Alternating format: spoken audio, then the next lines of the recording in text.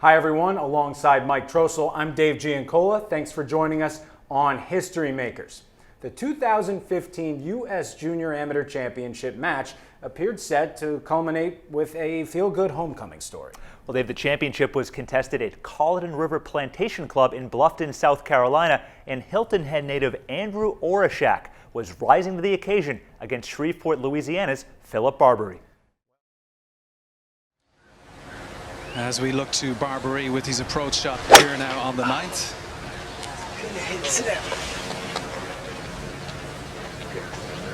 Just a little short and right.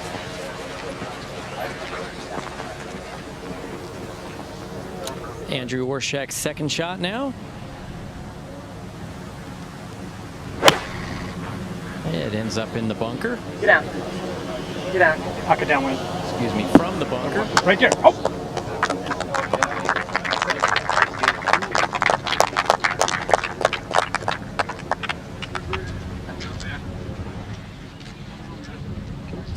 Let's go to Buddy and Holly in the booth.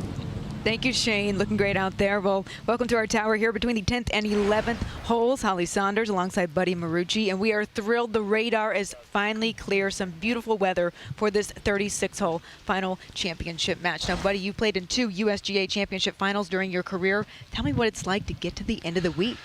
Well, I'll tell you, I think Andrew has a little bit of an advantage here. It's his hometown. He has a lot of friends out here. I think for Philip, it's, you know, the week gets lonely. There's a lot of pressure, and all your friends leave town, you know, if you're not from here. So it can be pretty lonely at the end of the week.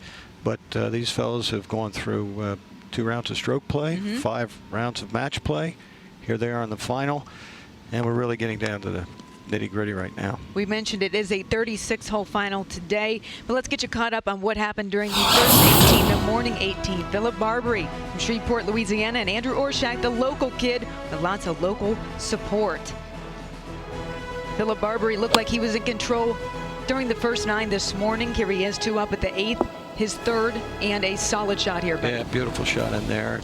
Goes on and wins this hole. That would take him to 3 up now at the 10th. Yeah, he lost the 9th hole. Here we are, number 10. Showing off his tremendous ball striking. Great approach shot there. Lane's just a few feet away. So he wins the hole to go 3 up through 10. Again, looks like he's in the driver's seat. And then, as every match play match seems to do, there is a turning point. Yeah, he had an opportunity there to make birdie. Goes here. His opponent makes a birdie there from off the green, and you know, you just can't, when you get up, you just can't let those slip away, and he did, and the momentum seemed to really change here. Instead of being 4 up, Barbary is 2 up. Now Andrew Orishak 2 down at the 12th. This for birdie to win the hole, keep the momentum going in his direction, and he's got it right in the center. He is now only 1 down. We've got a match, buddy. Yeah, 2nd birdie in a row. A lot of momentum switch here. Barbary 4. Now at the 13th for another birdie. Yeah, he had a nice shot in here. Short par 3. All right, he makes it a putt, and the match is now all square. 3 birdies for Orishak. He'd go on to win the 16th hole, and now Barbary feeling the pressure. He's 1 down at the 18th and doesn't like this one. Nah, I got a bad lie there on the right-hand side. Tried to force it in there with a, looked like a hybrid, and it just didn't come off the way he wanted. So he loses it into the bunker. He'd make bogey from there, and now Orishak to go 2 up through the morning 18. He slides it in. Yeah, it's a big deal to go in there 2 up. You've got about a 45-minute wait here, and you never want to be behind going to lunch. So they pick up some lunch, get some energy and fuel, and they're back out. Now Orishak 2 up at the 19th hole for birdie. To extend his lead, he drains it. He's 3 up after 19 holes, so he's off to another quick start. Now Barbary at the same hole. This is his 3rd shot. He was trying to answer Orishak there and have the hole, doesn't quite work out. Yeah, that really turns great beginning for the afternoon match. Now Orishak at the 20th hole, another birdie. Momentum is certainly heading his way here. He goes 4 up. Now Barbary has to make something happen. Can't get too far down. Here he is at the 24th hole. This for par to have the hole. Lips it out. I think that's just concentration, Holly. You know, it's tough You get down, you force it, lack of concentration. It's that short putt. So he drops to 5 down through 24 holes, and you got to think, buddy, playing 46 holes yesterday for Barbary and 48 yesterday for Orshak. You know, they're showing some fatigue, but this is just a moment ago. Barbary still 5 down. The 27th hole of the day is third shot. Yeah, that's just a wonderful play out of the bunker there. Need to get that one close. Time is running out. Feel that sense of urgency. Now this is Orshak for birdie.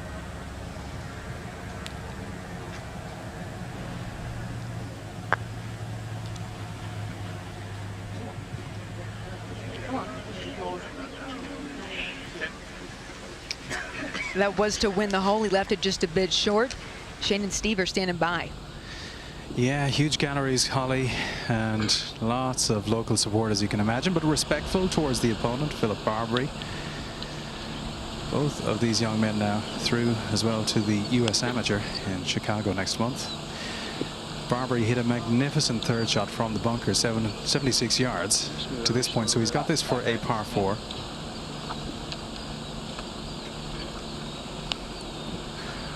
Orshak found the green in 2. Long-range birdie attempt. So he'll now tidy up for his 4 to have the hole. Shaney almost beat that ball to the hole. It's when you hit a good putt. Got your hand in the hole waiting for it.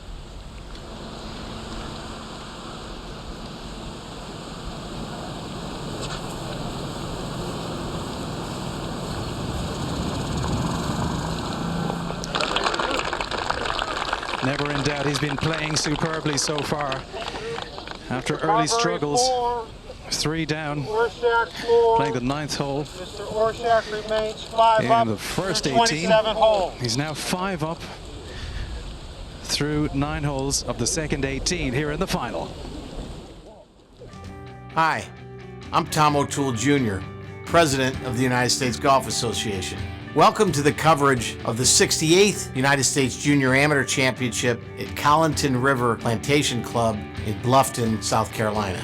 The U.S. Junior has served a dynamic platform for some of the game's greatest players, including Jordan Spieth and Tiger Woods. On behalf of everyone at the USGA, thank you for your support. Sit back and enjoy the action. This is Fox Sports 1 coming live from the course. And the 68th playing of the US Junior Amateur Championship final. It is the championship match. And Andrew Orshak from nearby Hilton Head Island on the tee, playing an iron.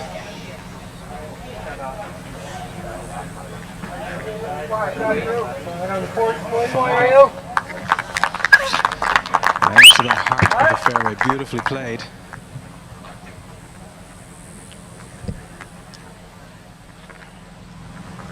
And here's Barbary. So with it all to do, 5 down.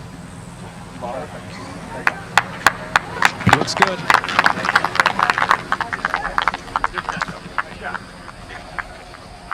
Beautiful tee shot from Barbary, and eclipsing his opponent as well. But the favor really, I think, Steve, goes to Orshak. He's the man in control, but he's also going to be first to play into this green. Well, and as well as he's been hitting his short irons this week, don't look for him to give any gifts to Philip, especially on this short par 4. They just have wedges in. Wind off the right, front hole location, very accessible with short clubs. He's got a lot of work ahead of him to gain 5 holes and with 9 holes left. So Philip Barbary looks like he's going to be heading to LSU. Just 17 years of age, a junior in high school. He's twice been the state high school champion and was touted as an early favorite here in this US Junior Amateur Championship. Just 17 years of age. And a wonderful talent, but he's very much behind now this match. Can he stage a miraculous comeback? Well, it's been done before. Let's see if it happens on this fateful Saturday. This is actually the place where they filmed The Legend of Bagger Vance with Will Smith and Matt Damon. But this is not fiction. This is real life, folks, and there's a lot to play for.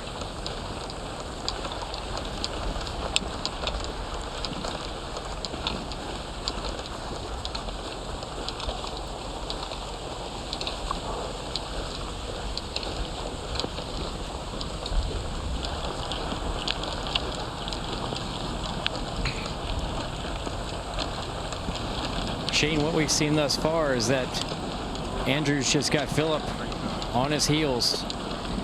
He's got to force the action, force some aggressive shots to gain some holes back, but every time Philip has made a move, Andrew has answered. Philip's running out of holes. He has to win this hole, I believe, to have any chance at all the remainder of the match. Well, on the course with us is a man who played in the first ever victorious GB&I team in the Walker Cup on US soil. That was back in 1989. Owen O'Connell is with us all this week. Where's the win? Yes. Behind or? Help a little bit. Horseshack's got 161 like a little chippy 9.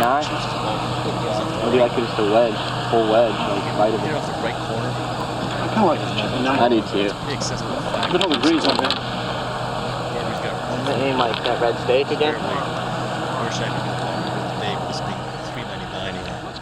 Horseshack hit an iron off the tee. Left edge of that. Left edge of that.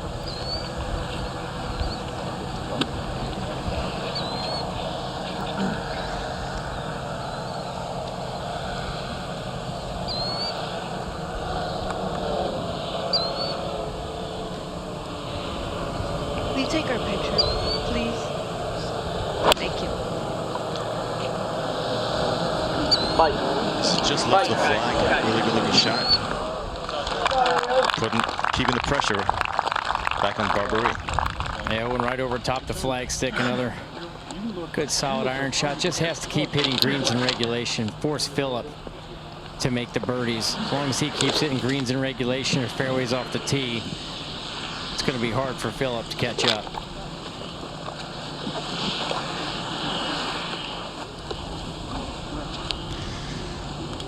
Barberie's got 137. Again, the wind off the right. You can pitch this 5-10 yards right of the flag and get it close. So it's time to make some birdies and put some pressure on Orshak. So bad. Looked like he came out of it. Short And not a very good shot at all there. Owen came out of it. Barberie's 3 under on this hole thus far this week, but that's not the way to start his final 9 in this 36-hole final. He's gotta chip this in. Well, Steve, there's a lot of pressure now on Philip Barberie, and he's played such wonderful golf, and he may have looked very solid in the opening stages, but now he's really got to start delivering. So is this a question of being patient and really kind of going through the different processes of getting the shot done, or do you think he needs to press? Well, I think we mentioned early on in the day that you want to come into today and play in your own game, see how the round gets started. But you know, he got off to a quick start, 3 up through 8 holes, but then the tide shifted on his 9th hole this morning. Lost a series of 4 holes through the 13th when when Andrew made 3 birdies in a row, 11, 12, 13, got to 3 down. So I think now he's just got to fire at the flagstick, play like he does at home when he's just super aggressive, because without birdies, I don't think Andrew's going to make any mistakes the rest of the day. Philip Barberie had already qualified for the US Amateur next month, but because of making the final here, he becomes exempt, which will free up a potential spot for another. And by getting to the final for our local star here, Andrew Orishak, it means that he's through to the US Amateur Championship, which is a huge boost for both these young men, certainly in the early stages of their ambitions. And Orishak is playing in his first ever USGA Championship, so it's been a wonderful week so far. Maybe he can close out the deal and lift that trophy.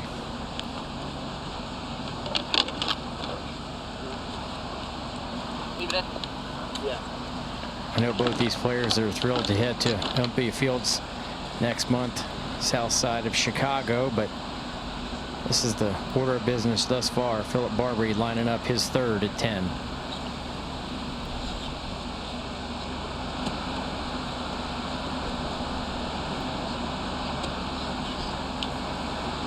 It's rehearsing. You see that little bit of grain into him. Got to be a nice clean strike.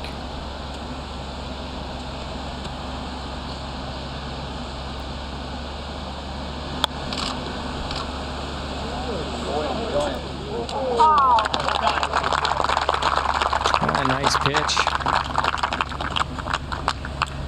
He needed that one to go in. Something needs to happen fast for Philip. Andrew now lining up his birdie attempt. If he knocks it in, we'll be 6 up through 28 holes.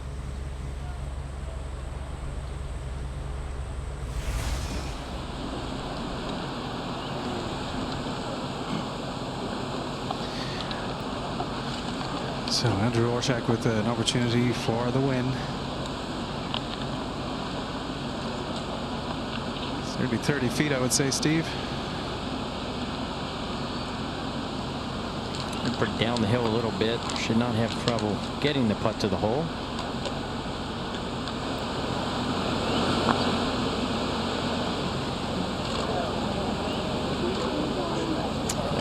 Good run there. Misses just left. 28th hole is halved with 4s. Mr. Orshak remains Well, we have a moment. 5 Let's up. go back up to the booth and join Holly Saunders. Thank you, Shane. Yes, had a chance to talk to Philip Barbary after the first 18 today. Was not thrilled with how it ended up, but he did express his thoughts about how it went. Take a listen. I thought it went pretty well. I was actually hitting it pretty good out there.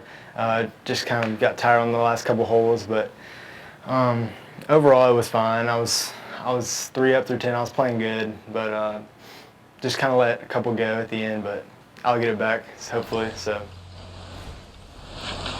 He is now down 5 at the 28th hole, buddy, and also mentioned to me he was feeling a little bit of fatigue. He's played a lot of golf this week. Well, I think it's not only physical, but I think it's mental. And it is very difficult to stay in the match, especially when you get behind, and especially when you've been ahead and you've got behind. This is where it kind of went sideways on him this morning, this 11th hole, 523-yard par 5. Both players seem to like this hole, though. Many birdies made throughout the week from both Orshak and Barbary. Yeah, Orshak's 3 under for the week on this hole. Barbary's 1, but I know there was that sting is still, he still feels that sting from this morning. They'll both be able to reach this green this afternoon, so. Buddy, he's playing catch up now. How late is too late? Well, it's never too late, but his opponent is not giving him any opportunities. And I just think he's going to have to play some really great golf coming in. So Orshak first to go with the honor. 5 up on this 11th tee. The wind across left to right. Well, and at 523 yards, like Buddy says, big advantage to Andrew as long as he hits his tee shots here.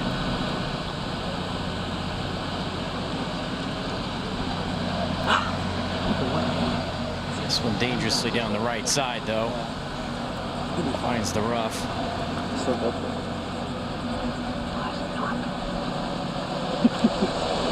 All credit to Philip. He's played some wonderful golf, but Andrew just has not opened any doors for him to take advantage of any mistakes.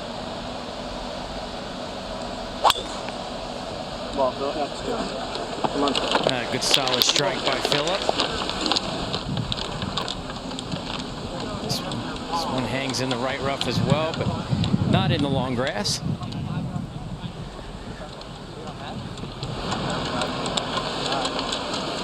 But when I start looking for it, that's when the We know that during match play, anything can happen at any point, and that was the case during the morning 18 of this final today.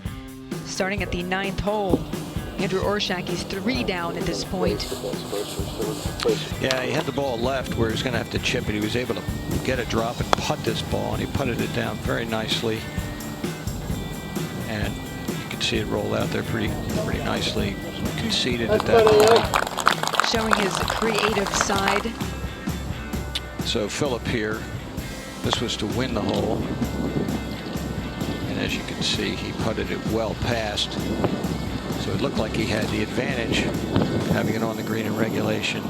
Now it's putt to save par,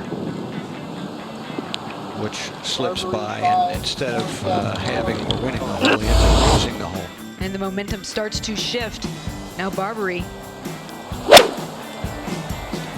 Perfect. Beautiful. Second shot now, Great and shot. it looks like it's struck pretty well here.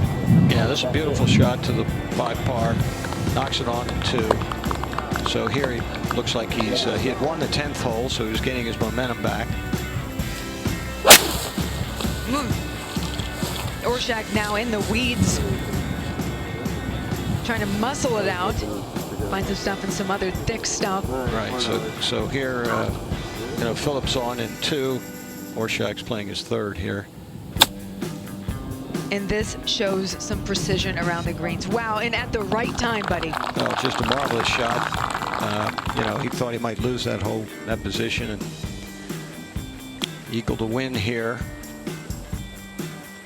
And again, Philip runs it by, much like he did on number 9. Seems to lose his touch just a little bit on the green. Well, now for birdie. and as you can see, he slips it by again. So 2 of the last 3 holes, he does that here.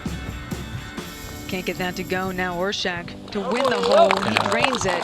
So quite a reversal of fortune on those 3 holes. It's probably 45 minutes he'd like to forget right now. 4, Mr. Barbary is 2 up. Let's find out now on the course from Owen, where they set. Owen. Yes, Holly. Barbary has got a relatively good lie. He's got a chance of moving it forward and potentially getting on the green. But Orshak, we found quite a number of golf balls here, so we're going to figure out which one is his. Hopefully one of them is.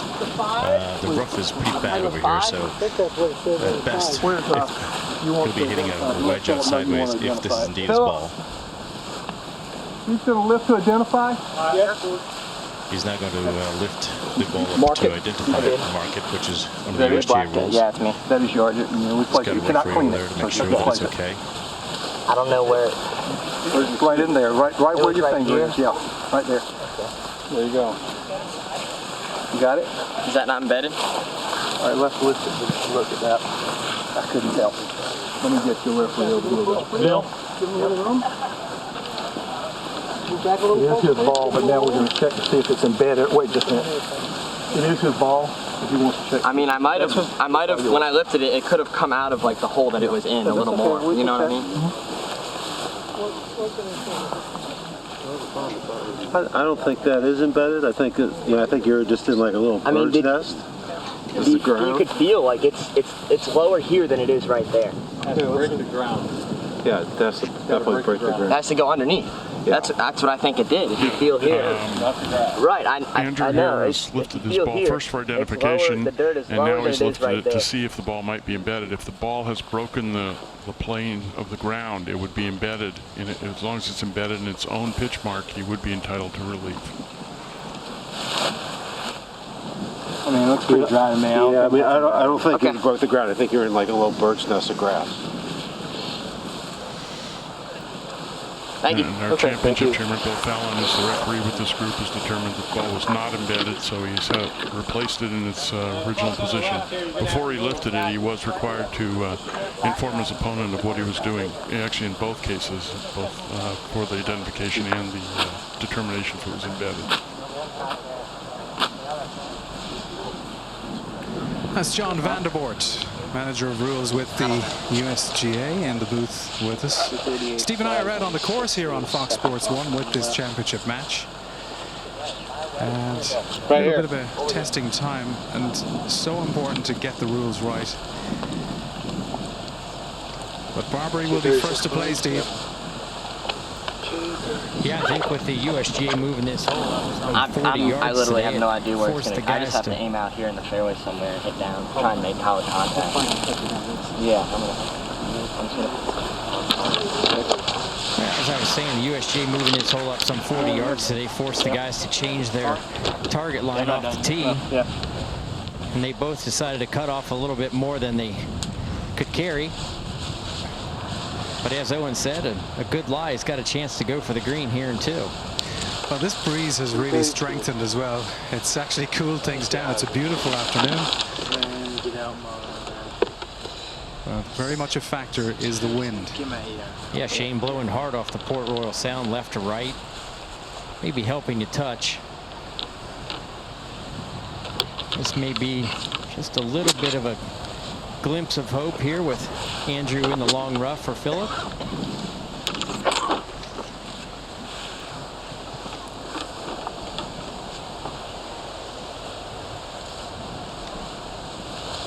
I ain't gotta hit this club. I think that's what I'm gonna do. Nope, this one's line up now. I ain't didn't move though. To the right, please, from that tree.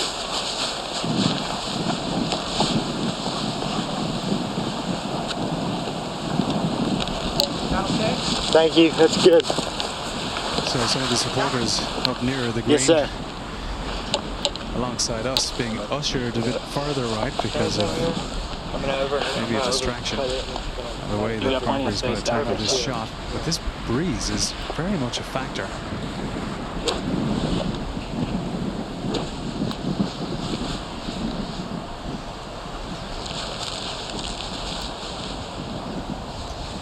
Wind is really coming up off the left-hand side, which is making the shot even tougher.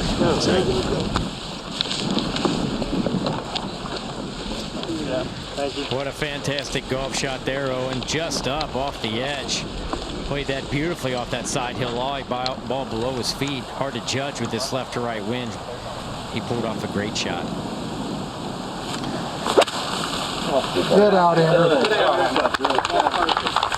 Andrew just pitching out to the left, through into the rough. Not a good angle now into this left-hand hole location. You are watching the championship match on Fox Sports 1. The local man is 5 up at the moment, and they're on the 11th in the second 18.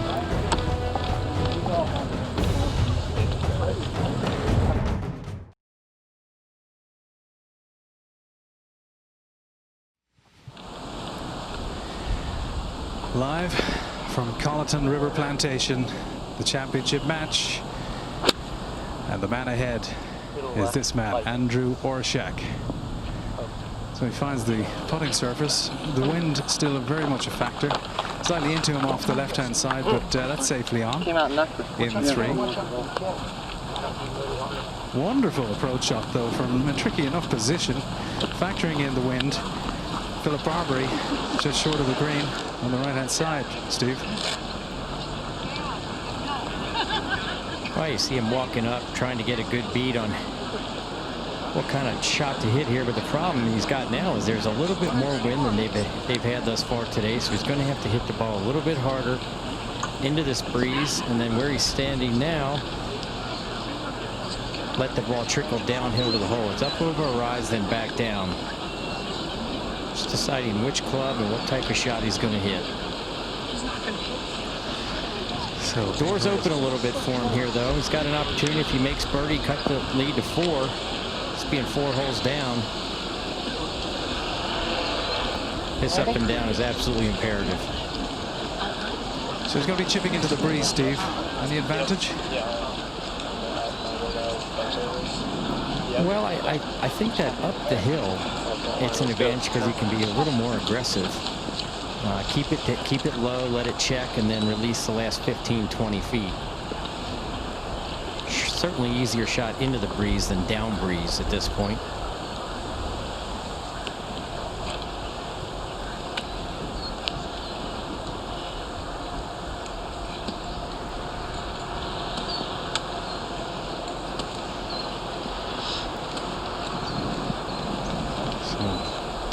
Time to make a move.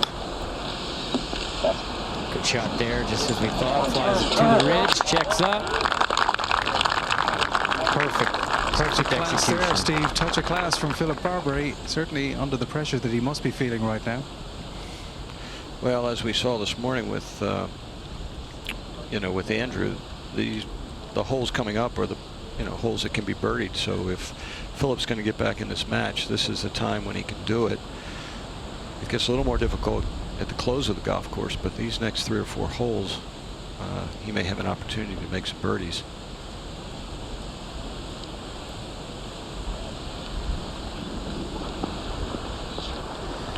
Andrew Orshak. He's displayed a lot of tenacity, a lot of patience as well, and it must be a unique situation for him to be at this level, playing in front of a home crowd with so much on the line, and yet he's handled everything so well so far. Well, and I think his friend Jim Magruder, that's caddying for him, has given him a lot of great advice, keeping him confident, very decisive. This for birdie to have the hole. It's okay. Lost the hole, but didn't give it up for the bogey. Philip made a nice birdie to get the 4 up. Mr. Orshak 5. Mr. Orshak is 4 up after 29 holes. Right, as the players make their way on up to the 12th, let's take a look at it with Buddy Marucci. Okay, the 12th hole. Beautiful little driving hole here. It's playing 400 yards today. Players will try to, some may hit driver. I think it'll be into the breeze, so driver or 3 metal. You see that bunker on the right. You want to draw it off that bunker. Second shot over the marshland. Hole location today is on the front right, so it's pretty dangerous, but this hole can be birdied, and Philip has to take dead aim on this one.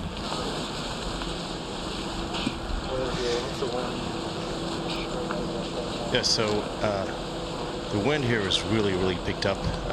It's 400 yards today. It's quite a tough angle off the tee. Having watched Orshak for the last few days, he's pretty much hit good tee shots here every time. The front hole location brings the marsh into play. I would expect a 3 definitely wins this hole, and potentially a 4 could win it as well, because it's playing the toughest it has all week. The voice of Owen O'Connell on course with us, but it's going to be Barbary first to play, so maybe a little momentum swing here now, which could be very much in his favor. But the breeze, yet again, very much part of the decision-making process, Steve. But Barbary certainly been doing okay off the tee so far. All right, staying aggressive, hitting driver. This wind is off the left and into us. But this strike right down the left center of the fairway. Very good tee shot here at 12. Makes it very hard with this left-to-right wind to work a draw into it. So I think the ideal tee shot today is hit it up the left side and let the wind blow it back into the center. Orshak on the tee with driver as well.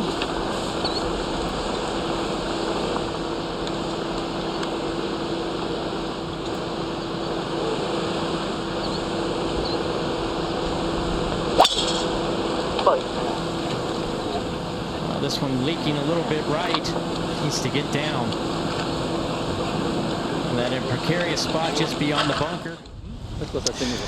Yes, there's a very precarious lie for Orshak in the right rough. He's sitting down. He's got a big hill in front of him, which would have been ordinarily a bank of a bunker if it was a peak die.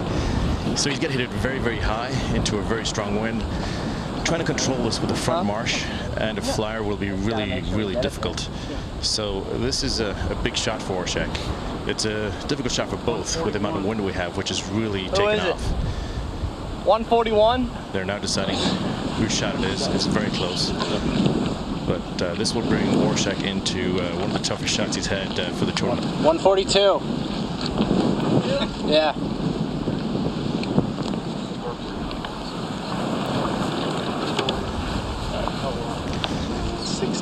They've decided it's a Barbary shot. Lighted 7. Yeah, you gotta keep it down out of this. You don't want it to balloon up. Nope.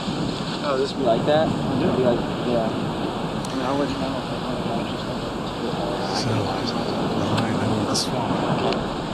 Right. Not easy. You guys make it. Come on. Just got to focus on the target, I presume, Steve. Well, I actually, in match play, I might have gone over and taken a quick gander at Andrew's ball to see what kind of shot he's going to be able to play, and might determine how I'm going to play my shot. Hold. Come on. Full location, just 4 yards on the green. Oh, what a great shot there. Absolutely where he had to place it now. See what kind of shot Andrew decides to play. Putting the ball up into this strong breeze on this Port Royal Sound with this front hole location. And this has to be long. That's the hole. Missed it in the hazard to the right. A mistake was made off the tee.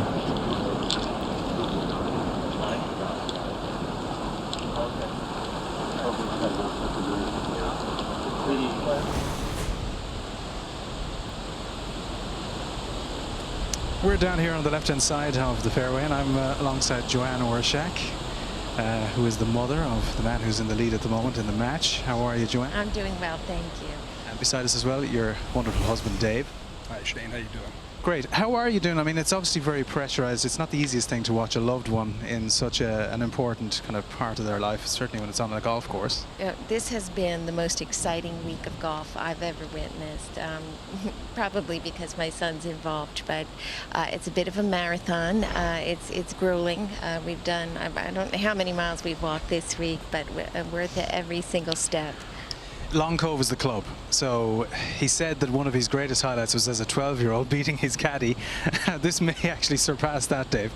Yeah, we're not sure how that story got out, Shane, but at the time he was 12 years old, I guess the running joke at the club was Jim Magruder, who's his caddy, came into the club and took a lot of grief from the guys in the pro shop. They said, "You got beat by a 12-year-old." And Magruder said, "Well, he's almost 13." So it was quite a joke at Long Cove for a couple of years. But they're a great team. They're a great team, and Jim's been great on the bag this week. Well, he's been such a charming personality, and we've all been utterly engaged by him. There's a good mix of both of you, I'm sure, in it. But where does he get the tenacity, that kind of will to win that he's clearly displayed this week? That's all him. Comes right from the heart of him. And I was even a bit surprised myself this week. I knew he was strong, but I didn't know that he had this sort of exceptional inner strength. That truly came to light. You can't ground your club, but you can brush the grass. It's a very interesting point in the match, and Andrew's doing very well. We wish him well. We hope to talk to you again a little bit later. Joanne, a pleasure. Dave, thank you very much. Let's hand it back down to Steve. He's with the ball. It's not loose. Okay, gotcha. Stuff like that. That's all right. Shane, I got a good look at Andrew's lie up here in the hazard to the right. But you can hover it on the grass. Ball sitting up. It's in some of this grounding centipede your club is when you rough. put it on the ground, but you could hover it on top of the grass. Listen in. It would take the weight. That is correct. Take a look. Yeah. Don't touch the grass with a practice swing now. Gotcha. Like don't get down. Yeah. Yeah. Even because now because the grass is part of the hazard. Okay. Gotcha. It extends upwards. On your swing, when you make your stroke, you're good. Here, a clarification of how his ball is sitting. The hazard extends upward once you're inside the confines of the hazard, but his ball nonetheless is sitting very well up on some of the centipede rough that they've planted around Colleton River. Tough shot, winds right to left, ball's about a foot above him. Hardest part is that ball's above the ground, difficult to find the low point of contact.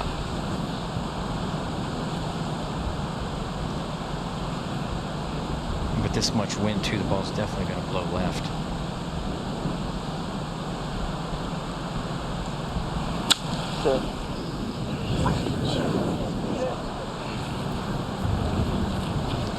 Easy mistake to make, but this isn't the kind of door he needs to open for Philip at this point.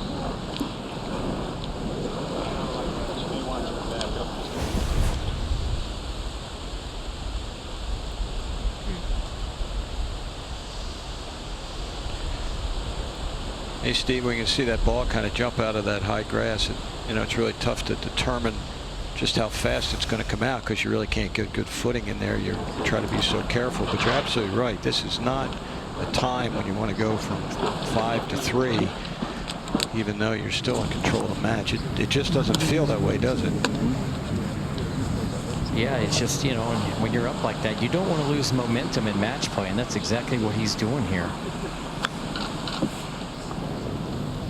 Get in. Oh. Played that one very quickly. I'm sure a lot of frustration, even though he is a quick player, but 2 putts for Philip to go back to 3 down. Well, this is the exact part of the golf course where he turned the match the other way this morning, so we're kind of seeing a reversal of fortune.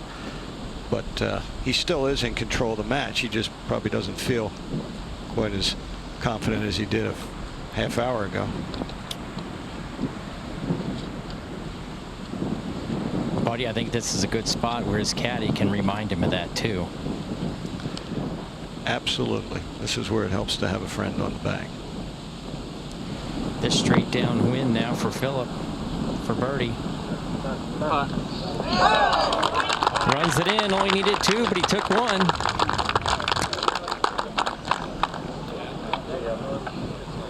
As they make their way to the next tee, very short par 3 coming up.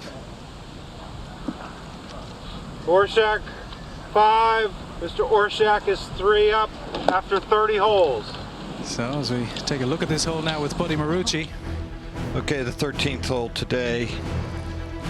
Short par 3, 127 yards of the hole in the kind of the back over that ridge that you see.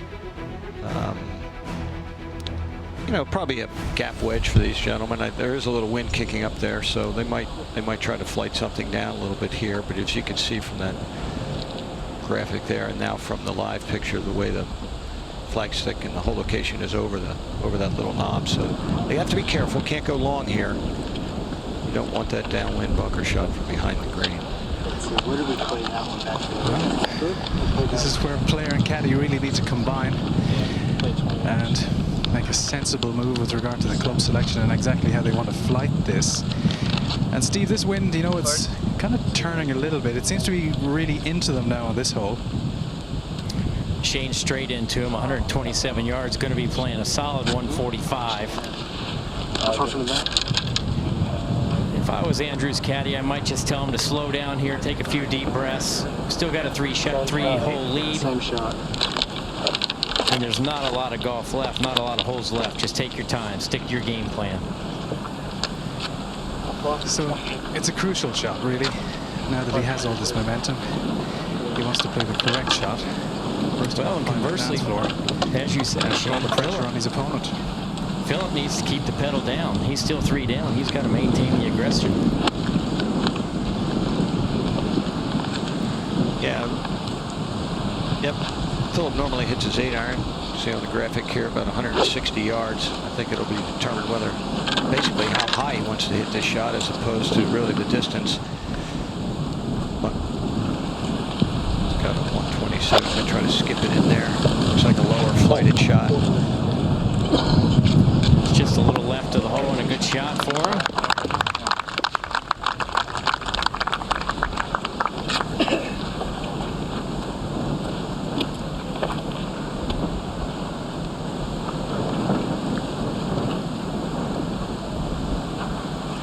Say Andrew's got pitching wedge here. I don't understand this much loft into this breeze, but maybe he's got a trick up his sleeve. And this one turning hard to the left. Really got on top of it. Plenty of club. Not a bad shot. Welcome back to the U.S. Junior Amateur Championship coverage on Fox Sports 1. This just a moment ago. Andrew Orshak, his birdie putt at the 13th hole. Not even close, buddy. No, and you just don't want to leave yourself that kind of putt in this situation. We'll join golfers everywhere across the country to play golf on Play 9 Day. It's July 29th. Visit www.usga.org/play9 to learn some more. Get out there and enjoy it with your family. Yeah, it's a great day to look forward to, but a great day being enjoyed here by everyone following this match. With all the momentum in Philip Barbari's favor, he now has a chance to reduce the deficit even more. I'll tell you, if Philip were to make this, he's going to think he is winning this match as opposed to losing it. And I would say that Andrew would feel exactly the opposite. This match play will do it every time. buddy, this putt, the left to right wind actually, it's going to affect this a little bit. He had to think he made that. A couple of those 3 putts he had earlier in the round are really going to maybe come back to haunt him here. Gave a few holes away. Now for par, Orshak.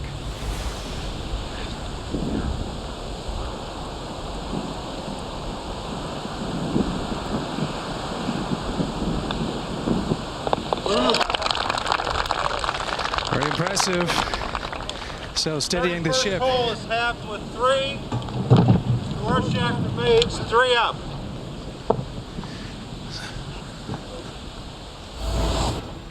Let's take a look at the 14th hole. Yep, 14th hole. The tee ground has been moved back to this afternoon, or actually, yeah, we're 379 yards on this hole today. Wind looks like it'll be off, probably helping the players here. Anyway, drive the ball out into the fairway with either a 3-metal or an iron to a plateaued green. Hole location is in the back right, kind of over a little bit of a mound there. This is a birdie hole. This is the last birdie hole before the real difficult stretch coming up. Just a little bit right edge of that trap. That trap's going to be 318. So into the breeze. It seems to be swirling on every single just hole. Like that left tent in front of the clubhouse. Yep. I think I was talking about myself there because I'm stepping into the breeze. It was very much with the players.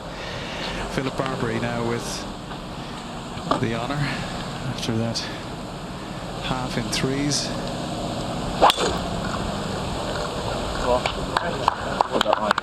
A good strike there by Philip, right down the center.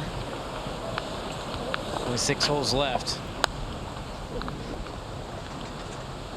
3 down, another must win. I know we're getting redundant in saying that, but the deficit is a big one at this point of the juncture.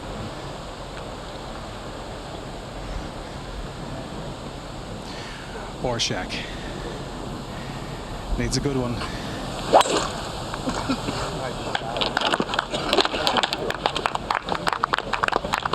Gets the applause from the tee. Down the left-hand side. So that's how it stands in this championship match. They're on the 14th hole of a 36-hole encounter, the second 18.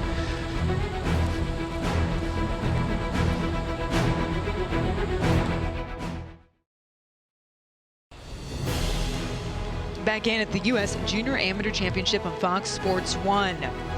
And the 2 finalists, Philip Barbary and Andrew Orshak, were forced to play a lot of golf on Friday due to the inclement weather and the weather delays we suffered here all week long. You can see 46 and 48 holes played yesterday and 32 today for Philip Barbary. Had to get out here early at 7 a.m. to finish up his semifinal match. They're on their 32nd hole now of the final 36, and it looks to be a shaggy lie. Here, Owen, tell us more about it. Yes, this is a very, very tough shot. He's got his feet are way above the ball, his grass behind the ball. He's only got 70 yards, but I don't think he can put any spin if he lands the ball on the green. Short is probably the better of the 2 evils because long is dead.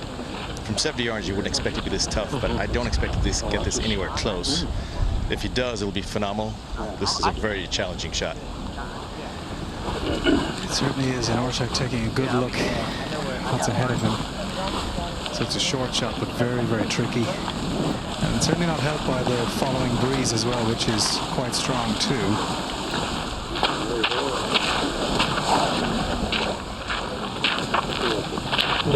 I just need to know how far I am, that's all.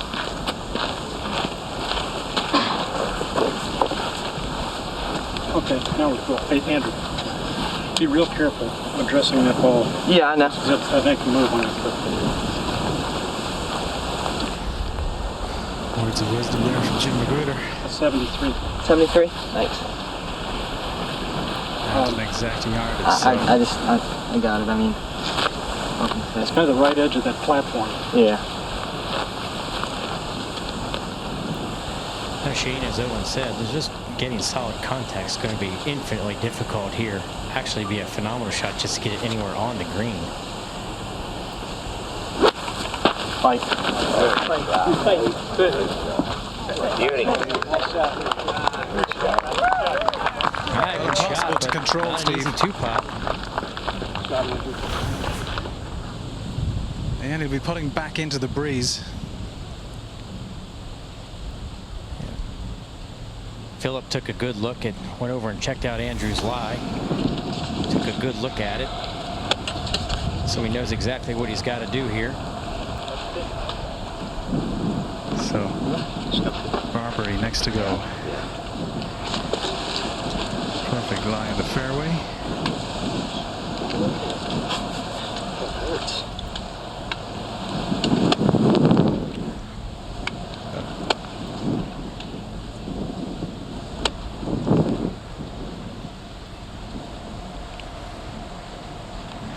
Really needs to put this one close and put more pressure back on the local hope, who happens to be 3 ahead. Oh, dance beside that cup. Beautifully played. One hop and stop. Just a few holes ago, Andrew Orshak had a commanding lead. He was 5 up with just a few to play, buddy. It's often hard to close out a match, we're saying. Well, you always want to have a big lead, but sometimes you start thinking about the prize, you know, concentrate on the golf. I'm not saying that's what happened, but it's only natural. And the most difficult thing, you work all day to get ahead, and then, boy, you just wander a little bit mentally, and all of a sudden, in match play, things can turn around. He's still in control of the match, but he has to really focus on execution. He's been a little sloppy those last couple holes, and but he'll, you know, I think he'll gain it back, but he's got to concentrate. He does, and he's in as chipper a mood that as he was earlier. Very focused. Realizes exactly what his position is. He is 3 up, and he's got to keep reminding himself of that. But he does have that very calming and steadying influence of his caddy. But this is no easy putt, Steve Flesh. It's not. It's up over a big 3-foot ridge, then back downhill toward the hole. It's got about 3 feet of break to it as well. He just needs to remind himself, like Buddy says, he's still in superior command of this match. He just needs to play literally 2 solid holes and it's over. But that's stringing 4 or 5 shots together is very tough when your mind is racing. So Barbary has a birdie opportunity, which is much nearer the hole, but it certainly isn't easy. But it's really now down to Andrew Orshak to get this one close, to put all the pressure back on Barbary, and hopefully walk off here with a half. So no heroics required just now. It just needs a steady putt over the ridge, get the weight just right.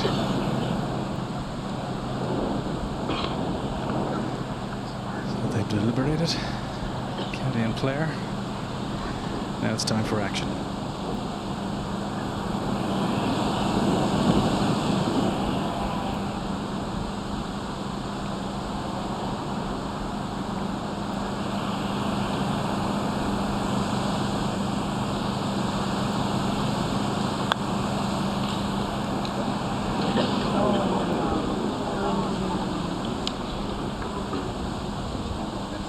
Very much advantage to Barbary here, Steve. Is he still away? He is not still away, Buddy, but he's not even left himself a straight in putt for par. It's about an 8-footer with some right to left break. He's actually going to have the referee come in, take a look. Phillips actually got a very straightforward putt down the hill, and it is Phillips' putt. So Bill Fallon makes the decision.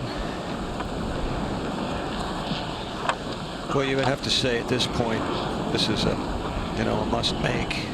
He had a great opportunity in the last hole, and of course, hit a great putt, just didn't go in. And when I say this, I I'm thinking about what he's thinking. That he's thinking he has to make this. And, you know, if he does, we've got a real horse race. Very much so. This is a crucial stage of this championship match now. Shane sticking to his same routine, getting over it, taking a look at the line, goes back in. Yeah, we mentioned yesterday, it's very much a la Jim Furyk. Very deliberate, very consistent as well with this method.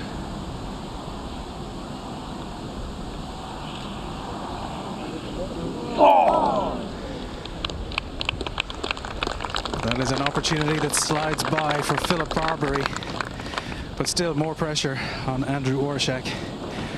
Needs to deliver here to remain 3 up and keep in control of this championship match as we near the concluding stages.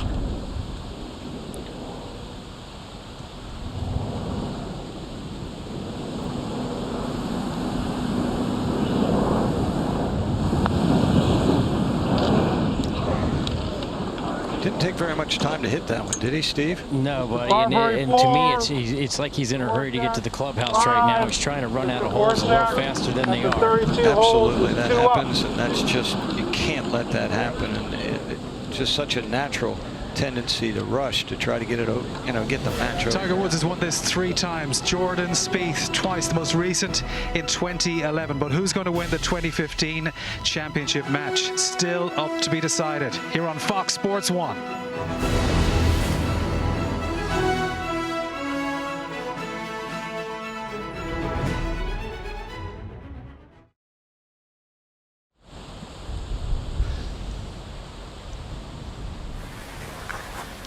We're on the 33rd hole of this 36-hole final match here at the U.S. Junior Amateur Championship. Philip Barbary fighting back just 3 holes ago. He was 5 down. And Andrew Orshak showing a little bit of vulnerability. Let's take a look at this 15th hole, playing 432 yards today. Wind a little into the players and off the right. Slight dog leg to the left. You can see the live oak and pot bunker there. The players from the tee location, teeing ground today will be able to drive past that tree with a good tee shot to a double tiered green. Hole location in the back left over a ridge. After a couple errant drives on the final few holes, this is absolutely crucial for Andrew to find the fairway here.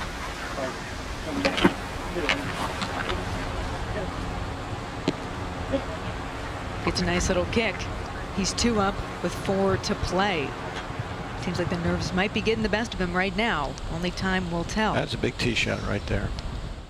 Seems to be a stepping stone for so many of these young kids in their careers beyond the amateur level. And that's part of the pressure that you're seeing. Example of which you're watching right in front of you right now. Just how important this is to build a foundation for their careers. Well, we're seeing some wonderful play throughout this championship. So much young talent. But the future is in safe hands, but this is one that they all want to win if they're under 18. It's the world's biggest junior championship. They've been playing it since 1948. You know where this flag is? Yeah. Right near that kind of runoff thing, so a little right at the BB. That's fine or something like that. Yeah. That important to know? Orshak's got 165. The wind is slightly down off the right. He's got it down to the line.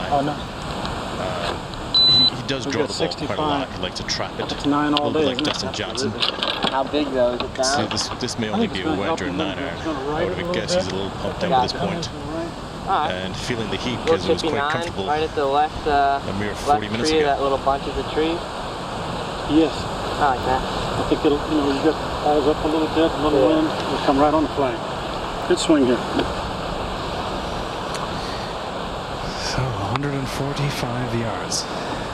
Could do it a really good one here.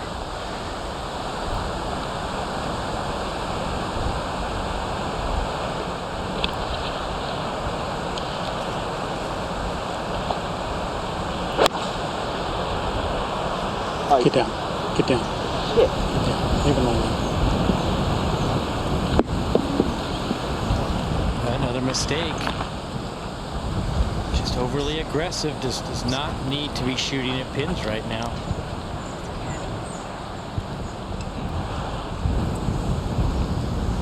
Come on.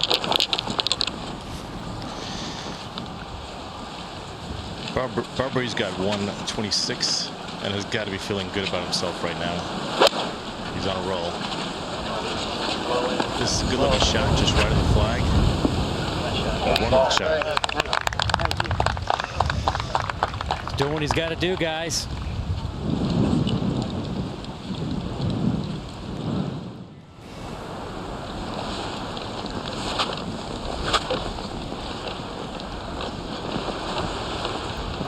Andrew's ball is just left of the putting surface, about 5 yards off of it. Decent lie, but the redeeming factor is he's back into the breeze, although he only has about 4 paces of green to work with. Doable shot. Not the worst place to miss it, but in this circumstance, does not want to make it any harder than he has to out of this Bermuda rough.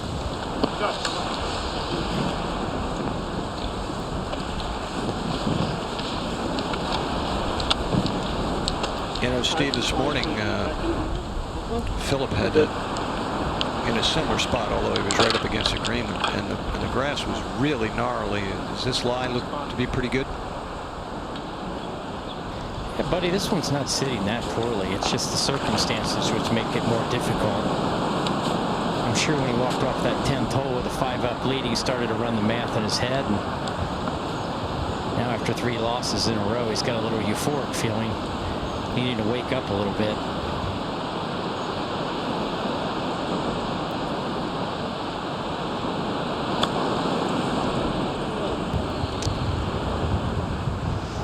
Just playing very quickly, buddy. Yeah, and it's a little thicker than you think there. And you know, look at the way that Philip has played these last 3 holes. He's had makeable birdie putts on the last 3 holes. He has another one here. But you're right. You get playing quickly, lose your concentration, and again, he might be away here. You know, buddy, one of the things I'm really impressed with about Philip is he's really paying attention to the shot that Andrew is faced with each hole. He's really paying attention, so he's assessing what type of shot he needs to hit. Truly a good match play mindset he's in right now. He's still 2 down, but keeping the pressure on Andrew, even though he's still behind.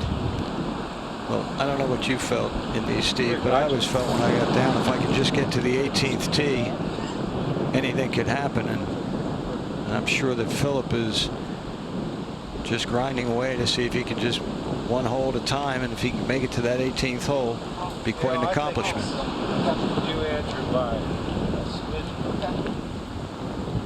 This reversal of momentum is huge. Andrew's away.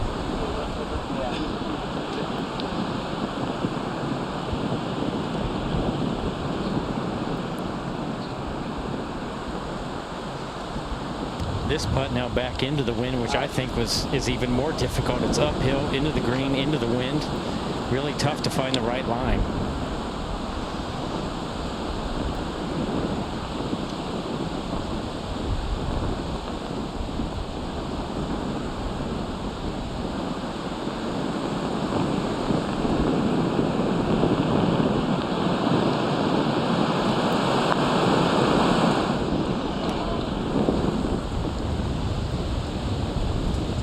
Making it awfully easy for Philip right now.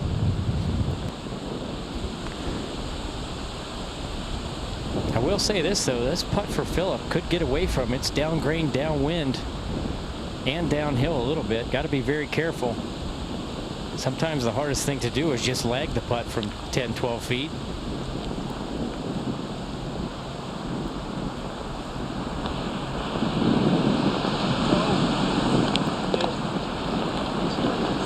That's good. Nice leg. Back to 1 down now with 3 left. Mr. Barbary 4, Mr. Orshak 5. Mr. Orshak is 1 up.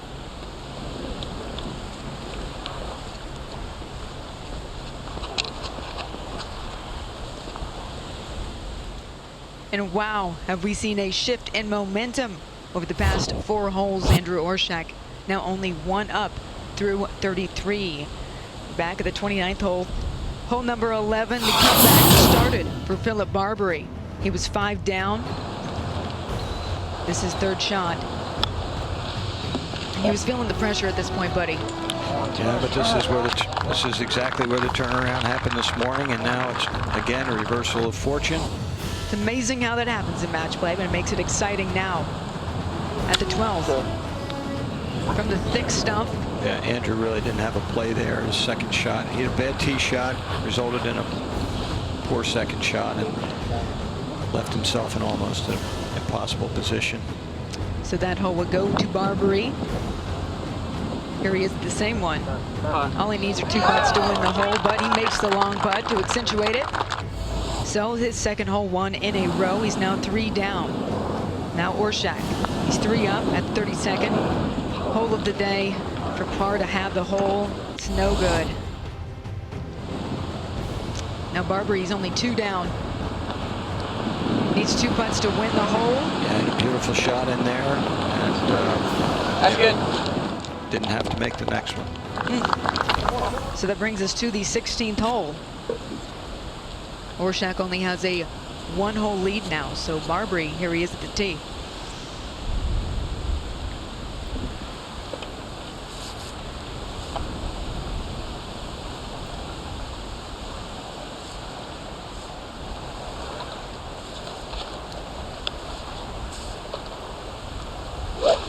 Okay, here we are on the 16th hole, par 5. You would think Andrew would have the advantage here because of his length. He knocked it on here this morning in 2. Come on, man. 592 yards. He's yelling at it. Well, that ball's in fine shape. He may not be able to go for the green from there, but yeah, not sure that's that disappointing. Kept it inside the live oak tree down there. Now Andrew really has to gather his composure here. And at this moment, things seem to be moving 1,000,000 miles per hour. Yeah, he needs to slow down and pace himself. Big tee shot here.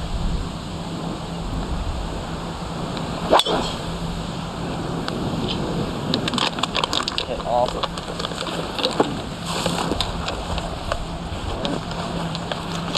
Yeah, he won't be able to go for. He may be able to go for the green there, depending on the lie. But he did knock it on this morning. But that was not one of his better tee shots. Philip Barbary making a comeback, making things interesting here at the U.S. Junior Amateur Championship. We're back for the finish here on Fox Sports 1. Stay with us.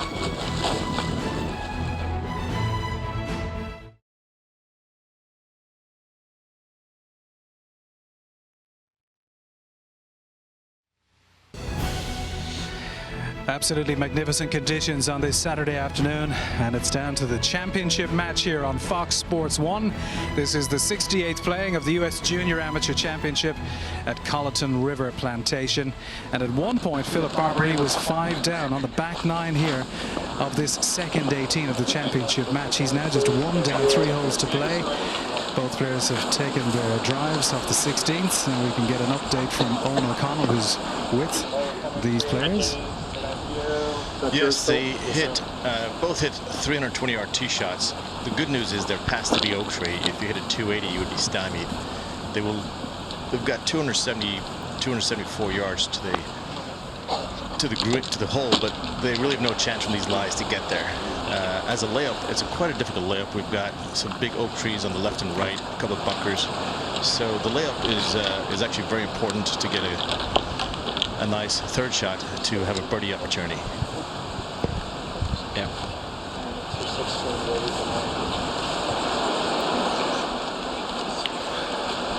Yeah, on these holes this week, you can see from this graphic that Philip Barbary +9 on the 16th through 18th holes. Andrew Orshak -3. So that would bode well for Andrew if he can gather his composure here. Well, there's a 100-yard sprinkler head up here, which neither of the guys wants to hit it past. If you do that, you're going to be blocked out by this oak tree that Owen was referring to. These are just going to be kind of chop and run 7-irons downwind. to lay up for their second.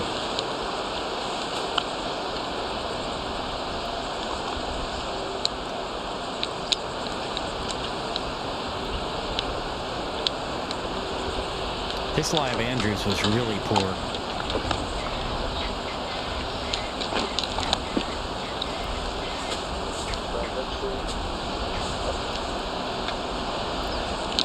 Well, you can see from Philip, look at his body language. He's in the match now. You can tell he's really, really excited now.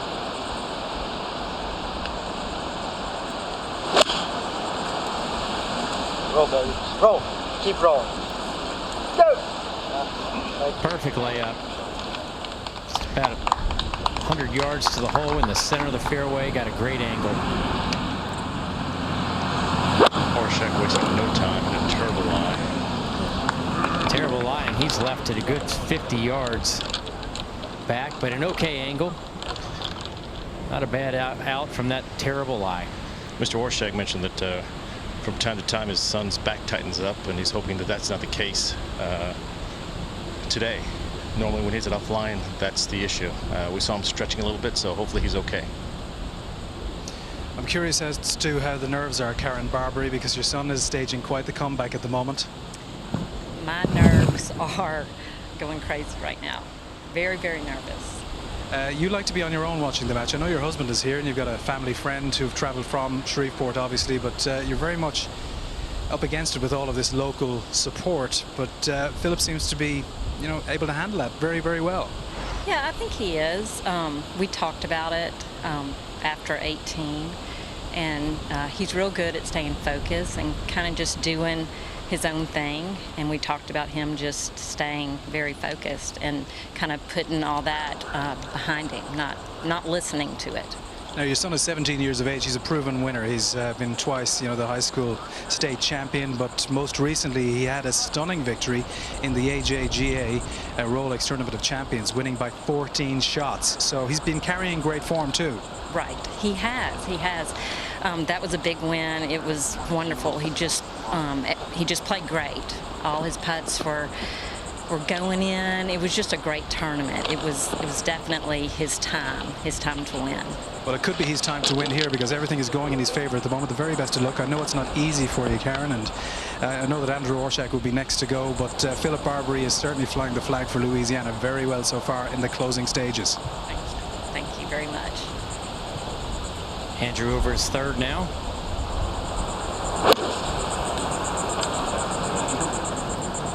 Sit down.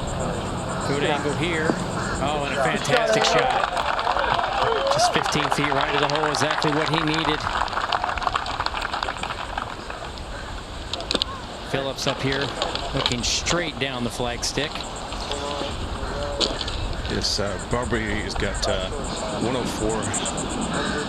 Pretty much downwind. This has got to be a stock 58-degree shot for him, and invariably he would expect to get this 5-10 feet, and under the circumstances that's what he needs. But his body language, as Buddy said, has definitely changed, and the mojo seems to be working in his direction. Yeah, I would think that this is the place he needs to make 4. He doesn't know whether Andrew's going to make 4 or not, but he has to be thinking in his head that I have to make birdie here. I can't let Andrew get 2 up on me, and maybe I can get to all square. My buddy's come a long way in the last hour. On the 10th green, which is just behind him, he walked off there no more than an hour and 15 minutes to go 5 down. No need to let off the accelerator, as you say. He's fought back to 1 down. And it's been remarkable, but he's really got to keep it going here.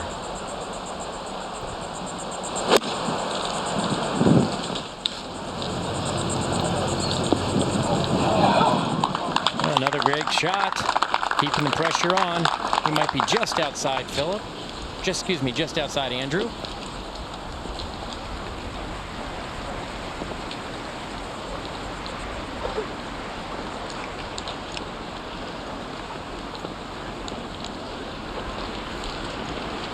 Andrew Orshak, you see all these folks following along. The reason for that big crowd this week is because Orshak was born and raised in nearby Hilton Head Island. Said that it's been a tremendous help this week. But you never know what can happen. Even though you have all the support, you still have to close this out. And buddy, it's not always easy to do.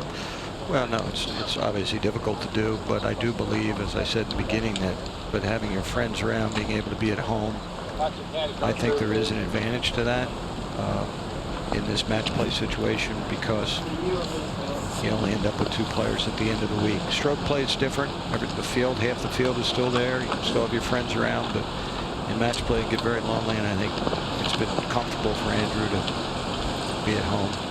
A little more difficult for Philip. But they're not thinking about that now. Nope, they are certainly not.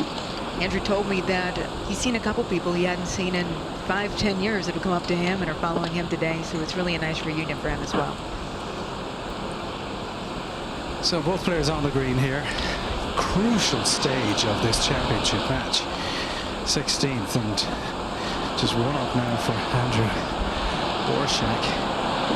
And the green absolutely enveloped by people. It's a wonderful scene. It's been a tremendous USGA championship, but it's still up for decision. And key putts on the way here. Well, Philip's going to be away, and he's got, first of all, the shot he hit came in directly over the flagstick. Just misjudged the distance a little bit, maybe a little more downwind than he thought, but this putt's a little bit of a double breaker. It's going to jump right off the gate, and then back to the left, maybe just ever so slightly at the end. Not a whole lot of movement, just a little bit of a double breaker. And then Andrew's got a pretty straightforward 15-footer with about 2 inches of break to the left. 2 makeable putts. Steve, are they in the same line? No, Philip's just a little bit to the right of Andrew. At first glance, you'd think they would have the same putt, but Philip's in the center of the green. He's got a little bit of a shoulder coming off his left side that's going to throw his putt to the right initially. But down by the hole, he'll be showing Andrew something down by the hole, correct? Absolutely. The last 5 feet of the putt, they're basically running on the same line. Both putts will be going to their left. Philip has the harder putt of the 2.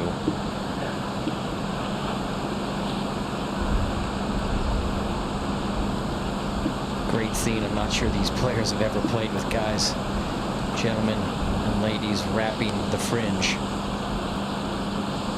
Playing a little bit of a dome effect here.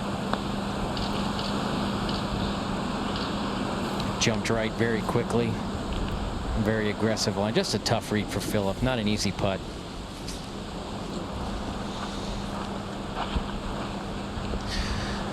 Well, Andrew Orshak is known for how quickly he plays.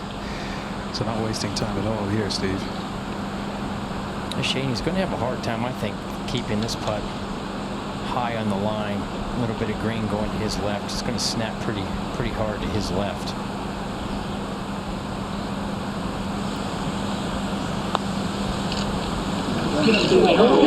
Oh, so close, Steve. So close. Just lost a little bit of speed there, Shane, but a good try. Maybe the slowest stroke he's made in the last 5 holes. Not rushed. Now Philip with a couple feet to clean up to stay 1 down. I think Philip should feel fortunate there that he got out of this hole with a half right there. The 34th hole is halved with 5. Mr. Orshak is 1 up. So getting down to a very nervy stage here. 2 holes to go. The par 3 on the way next. As we take a look at this hole. Okay, here we have the 17th hole. It's going to play 233 yards today. See the flagstick moving slightly from left to right. Hole location over a slight ridge. Previous rounds this week, players have been using anywhere from 4 irons to hybrids. So a great 3-par for the next to last hole here.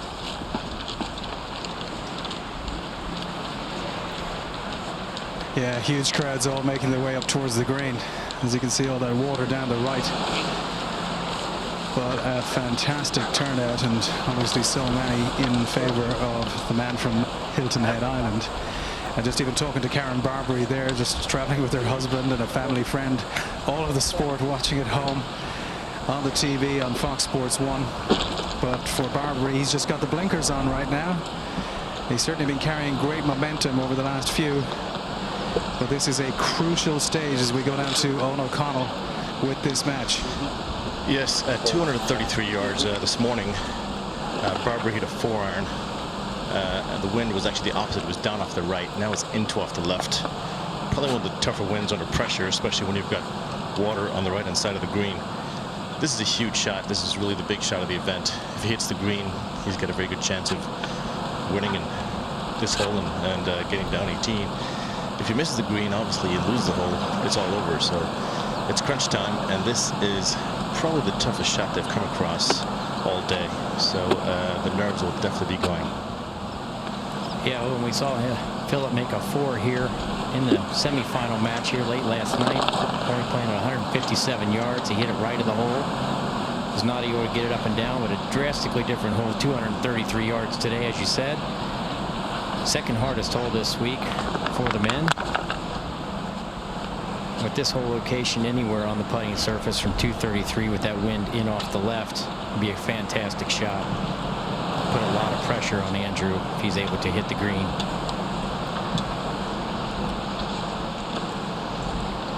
I like how much time that he's taken as well. He's not rushing. I know Andrew's antsy, ready to get up and hit the ball, but Philip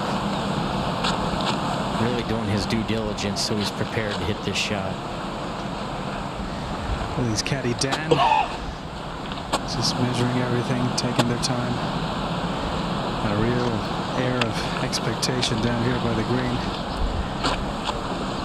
Everybody really knows and senses that this is such a crucial period. You know, Shane, last night, Philip, it was getting kind of dark, and Philip hit this to the right of the green. Of course, the hole was in that back right corner, but I'm sure he has that in his mind. He's hitting, looks like he's hitting the same club he hit last evening, which was a hybrid. I think it was a 2 hybrid.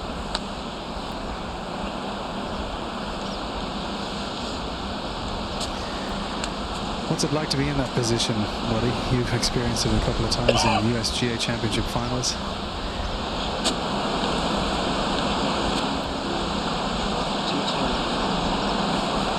Well, you know, I think it's this is why you practice. This is what you play for. And, you know, right now he's just trying to gather his thoughts and figure out the kind of shot he wants to play. He can't be thinking about anything else except executing the shot. So it's, again, I know they're physically drained, but mentally I think it's more difficult to just stay in the moment and hit the shots. You've hit them your whole life. It's just these gentlemen have started very young. But it's just staying in the moment and trying to execute.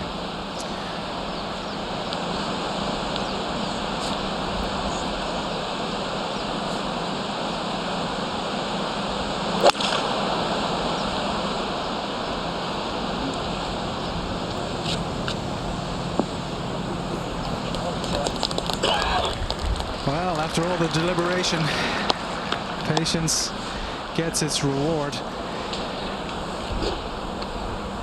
Well, I'm sure from the tee that looks a lot closer than it actually is to Andrew, but that still is only about 25 feet behind the hole. A fantastic golf shot. Pressure back on Andrew. Orshag's got a 4-iron. He does like to hit it hard when he's under pressure. Go. Swan line as well. Oh man, what a good shot. That's the way to answer the bell. And you can feel the home support here for Andrew Orshak. Playing out of Long Cove on the southern tip of Hilton Head Island. A magnificent 4-iron into the heart of the green. Taking it over the water as well, it might be said. And pin high now. absolutely perfect. So we'll be running across the green as the crowds now start to gather around. Yeah, I think it's like... And perhaps this could be a coronation moment for Andrew Orshak, but it's not over yet.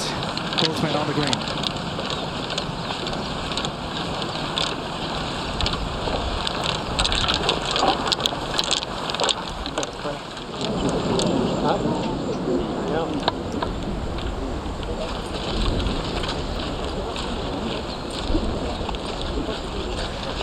Six-hole matches have only come into play since 2005, so 10 years, and they've never really gone more than 35 holes in a championship match decider.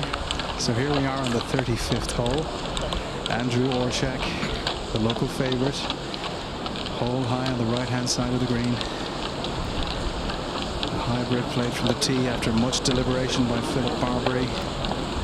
Hit the heart of the green and just ran on, so it's quite a big cast, but most importantly, he finds himself with a birdie opportunity. It may be long range, but he's still in with a fighting chance after really proving his mettle on this second 9 of the second 18. Well, Shane, and looking at their 2 birdie putts, Philip's definitely got the more difficult of the 2. Another double breaker. It's thrown to the right early on, and it's going to feed back to the left. And then Andrew has a pretty straightforward 25-footer that's got just straight right to left break. About 4 inches of break in it. So 2 good shots. You know, Steve, I would say at Philip's point, this is going to probably be the most nervous putt he's hit all week. These long putts, controlling the speed. Looks like he has a little ridge that he has to negotiate, but I'm sure he's not thinking about trying to make this. Just trying to extend the match to that 18th tee, and she's got to be really careful on the pace, and he's going to be nervous. Yeah, buddy, I think they're both going to be nervous. Andrew, that's the best. I think that's the best shot Andrew's hit. Probably maybe on the back 9. That 4-iron, that was a phenomenal shot. Hold it up into that breeze. Phillips doesn't have a whole lot of break. If he can get the pace right, it's got a chance of going in, but he is still 1 down. He is 1 down and very much aware of his surroundings, acknowledging the polite applause as he made his way onto the green. Obviously then when Orshak followed him, the applause became louder. This is his bailiwick. But I can tell you that Orshak was absolutely in the zone. Now, we know from watching VT and hearing him speak and being interviewed, he's got a magnificent personality, wide-eyed, great smile, very humorous. But he was all business walking onto this green, and noticeably as well, the pace at which he walked onto the green. Very deliberate, very much into where he was and how important everything is. And I know that his caddy has certainly been a very steadying and calming influence on him, but Barbary will be first to go. Yeah, he's come a long way from being 5 down on the 11th tee. It's a lot of hard work on this back 9, and he just really needs to gather his wits, work on this. If he makes it, he makes it, but just try to get it down in 2 and try to get to the 18th tee. Anything can happen if you can get to the 18th tee.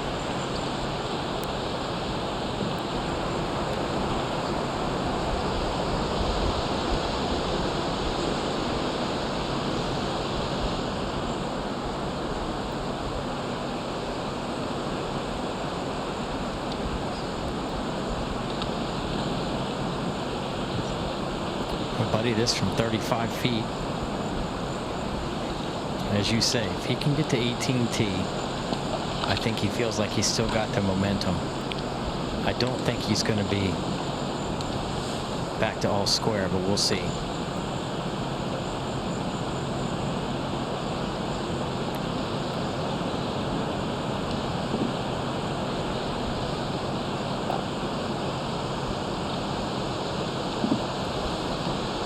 First time broadcasting the U.S. Junior Amateur here on Fox Sports 1, and you could not be joining us at a more crucial period Philip Barbary has this for a long-range birdie attempt to put pressure on his opponent. He's one down.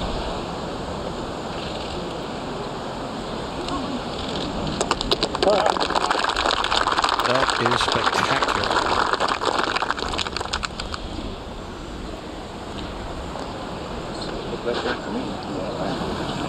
Not sure Philip could have had a more difficult putt to try and make. It's really hard to read it. This putt very straightforward for Orshak. If he makes this, he wins the championship.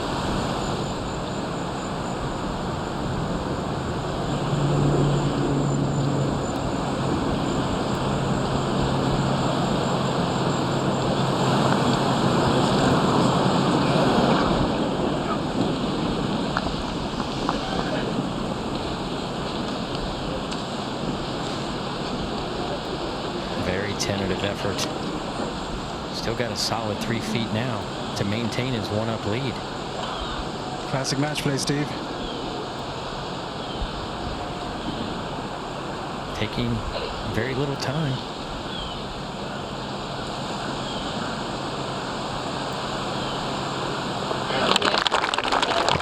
Run up with 1 to play. Barbary 3, Mr. Orshak 3. Orshak is Dory 1.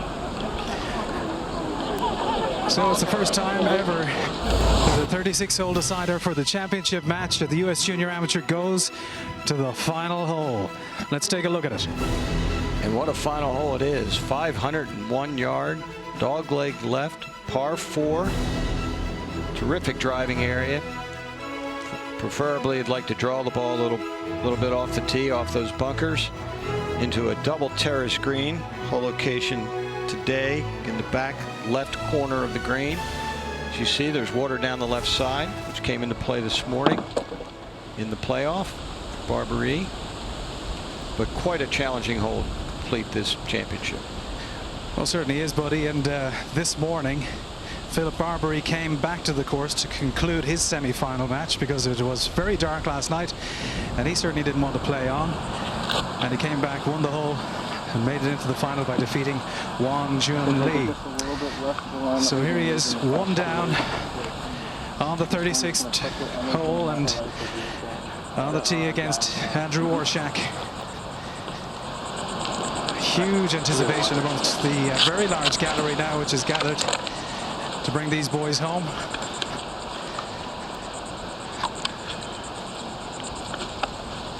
Well, I think if you were to talk to the people at the United States Golf Association, they couldn't be more thrilled with the way this match has been conducted.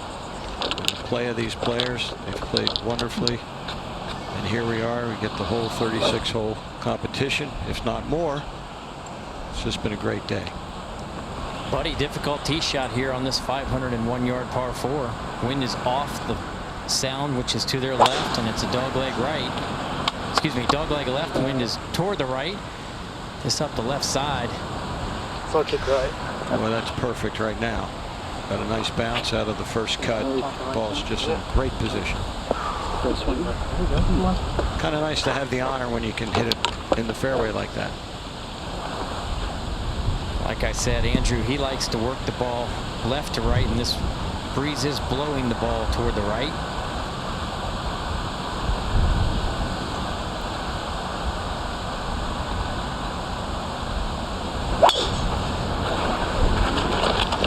This one well right.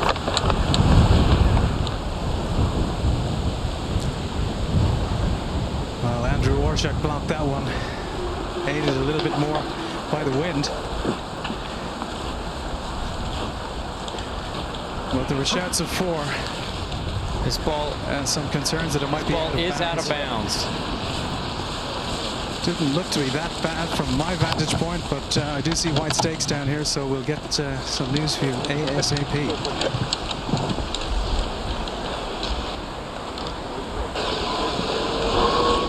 Yeah, there is out of bounds to the right there. Those white stakes denote the out of bounds boundary, and I know having put those stakes in, they're right through there, and he very likely is out of bounds.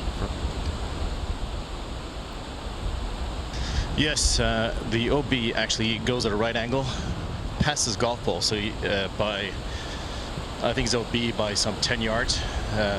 The lots here at Colleton River stop right here, and I'm 99% sure this is out of bounds.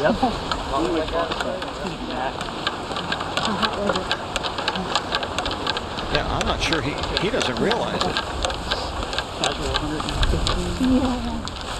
And Marty, he's continuing to walk down the fairway. He's totally unaware that his ball is out of play.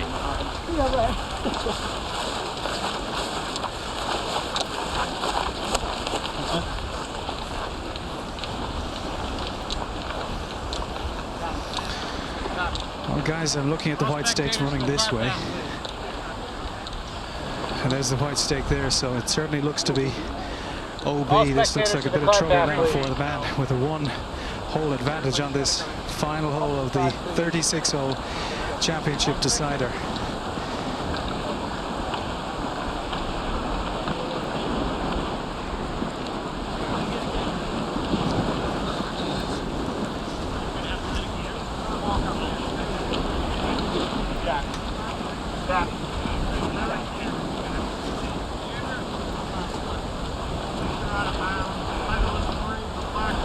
Yeah. All right.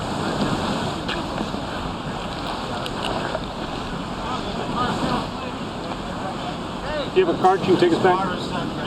Right.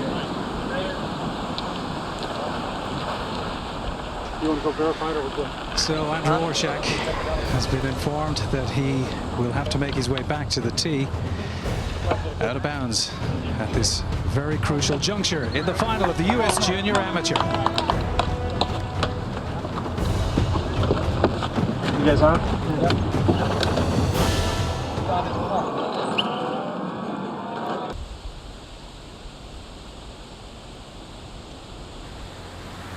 While we were away, this is Orshak's third shot at the 36th hole.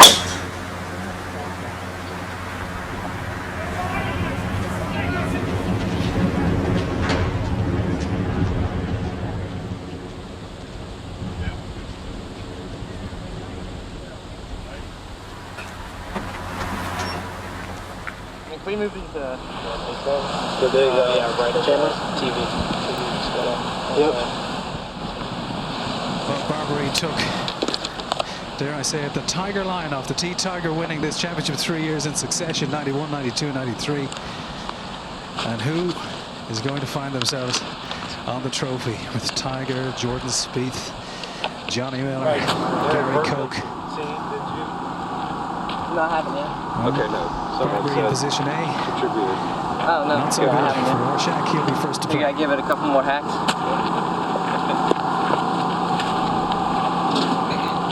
How far you want that move? Just a little bit. Just like, just a little bit up. Yeah. Just bring it up a little bit toward us. Yes. Yeah. You don't have to go far. He'll tell you when. Just like a couple feet. Thanks, man.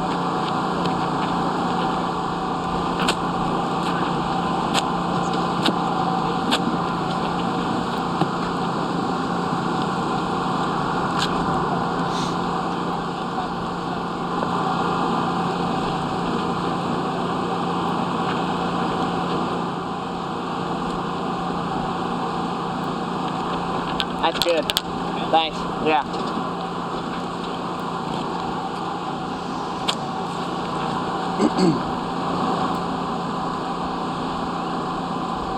Thanks.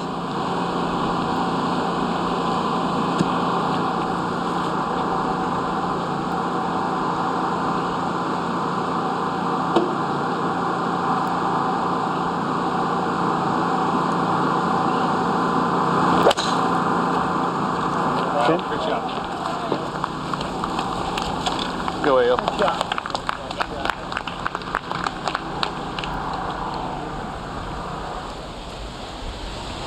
Still like that line? Is that one still up? Barbary's got 211. Wind is off the left. We all know the only place that he cannot hit it is left. I'd be very surprised if he gets it on the green. Right bunker is a perfect place to be right now. 5, 6 looks really good. This is not worth taking the shot on.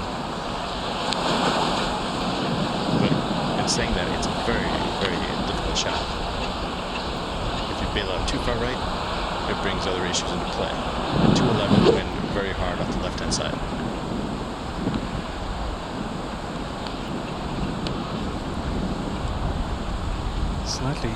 Slightly into them as well, the breeze. He's taking it down the left-hand side. This is a very brave line. Go! This is a fantastic golf shot. Nerves of steel for Philip Barbary here on 18. Great shot to get it on the green. I agree with Owen. Anywhere right would have been more than acceptable, but that's fantastic. You're watching the championship match decider here on Fox Sports 1. We are here at Colleton River Plantation. And this is the 68th playing of the U.S. Junior Amateur Championship. And it's all up for grabs now. I didn't see. We'll be heading into extra time. Andrew Orshak, the local favorite, going out of bounds with his drive off the 18th tee, the 36th hole. Playing a provisional, getting lucky with that because it bounced back in play off the cart because he went right again. So we see him laying up, but his opponent really hammering down with a fabulous approach here onto the green.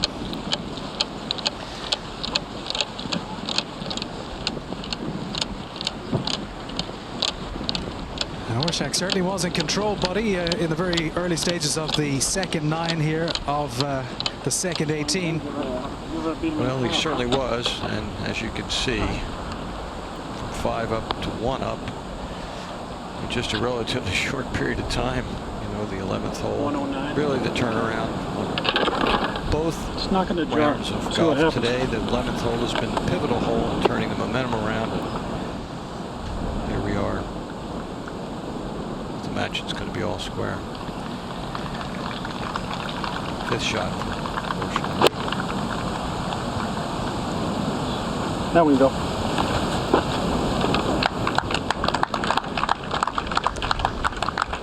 So Orshak on the green. A very warm round of applause as well for Barbary as he made himself, made his way onto the green here for his birdie attempt. What a difficult closing hole it is, but he has played it superbly. I think we heard a concession there. I'm not sure, but I think we heard a concession. Well, it's definitely going into extra time. They'll be going to the 15th tee to begin that in just a moment here on Fox Sports 1. Well, I think if you watch the way that, yeah, there is the concession. I think if you had watched the ball striking of Philip from the 12th hole on, it's been absolutely marvelous. And Mr. Barbary, 3. Continue to put the pressure. Mr. Orshak, 6. Match is all square. First playoff hole will be number 15. We will go 15, 16, 17, 18, and repeat that rotation. Sudden death or aggregate? And we'll be bringing you every shot here on Fox Sports 1. In the company of Steve Flesh, himself a 2-time Kentucky State Amateur Champion before going on to lots of success on the PGA Tour. Buddy Marucci is in the booth for us. Buddy, the 2008 U.S. Senior Amateur Champion at Shady Oaks in Texas, the home club of the great Ben Hogan himself, a USGA legend. And he's in the booth with Holly Saunders. Owen O'Connell, a Walker Cup player from '89, is out on the course following this match. So let's go back to the booth now and join Holly. Shane, what a turnaround. And buddy, you mentioned it to me. You said he has got to get his head right about 3 holes ago, and looks like he didn't. Well, and I think what's going to happen now is you look at the way Philip has played these holes, and it's, you know, he has a lot of confidence going into 15. He had a great shot in there earlier, and you know it's going to be hard for Andrew now. I mean, he is basically, in his mind, lost the championship. He has to be able to gather himself and go out and hit shots the way he's hit them all week. But you know, Philip is, he feels like he's won the championship, so he's got to, you know, he's got to concentrate as well. Now sometimes it can reverse because, you know, Philip didn't really know that he had an opportunity, and now he knows he has an opportunity. So they're both going to be pretty edgy going down this 15th hole. Has been a dramatic 7 holes here that we've been watching. Philip Barbary was 5 down at the 29th hole of the day. This is third shot, a very nice chip near the hole, and he was 5 down. I'll say that again at this point. That got him back to 4 down after he'd make that putt. Now Andrew Orshak, he's 4 up. At the 30th hole, finds himself in some junk. Yeah, he had a bad tee shot here up the right side. Didn't have a very easy play for his approach and ended up in the hazard. And then, you know, Philip just to put a little emphasis on it, knocks it in. All he needed was 2 putts, but only needed 1 there. So now he's 3 down at the 32nd hole. Yeah, another bad tee shot by Andrew here, and he hit it left off the tee. Didn't have an easy approach, and that's a 3 putt to lose the hole there. At the next, he's 2 down now. Barbary. Wonderful approach on the hole that we're going to see coming up now. Only needed 2 putts to win. That's good. So the putt is conceded. Barbary wins his 4th of 5 holes. He's now only 1 down. Brings us to the tee shot at the 36th hole. Hole number 18, loses it right. Yeah, Philip had hit a wonderful tee shot on the left side of the fairway. It's a very difficult driving hole, and Andrew let this one get away, and that's going to be one of the things he's going to be thinking about when he stands on that tee shot on 15 on the first playoff hole. So he's got his work cut out for him here. He concedes that hole to Barbary, so they're heading into extra holes here at Colleton River in Bluffton, South Carolina, starting with the 15th hole. As they make their way to the tee, we'll send it back down to Shane in just a moment here when they're set. And Buddy, how does he turn it around now, Andrew Orshak, when things are going so poorly? They're speeding up to 1,000,000 miles per hour. How do you get your head back? Well, you know, it's very difficult, Holly. I think that now he's going to be dictated by the way that Philip plays the shot. Philip will have the honor. Andrew will just have to gather himself, try to think back to all the wonderful play that he's had all week. He's played beautifully all week, and he's just going to have to get that momentum back somehow. But now it's 1 shot at a time. He is level for the championship. He hasn't lost it, and he has to just get up and play the way he's played all week. Well, both players looking out on Port Royal Sound, which the honor. one of the biggest naval battles of the Civil War. There's a different battle going on here as these players now go into extra holes, and on this 15th tee, the wind is hard off Port Royal Sound and into them slightly. Philip Barbary first to go. You got it. This is a much easier tee shot for the fellas than that 18th hole. Dogleg left, 15th, wind off the Sound, so the hazard to the right should not be in play. If you recall earlier, Philip won this hole with a par to get back to 1 down, but whole new ball game. All square, first playoff hole. And just interesting talking to both sets of parents, both remarking on how tenacious their boys are and have been. Now with the wind effect, this tee shot.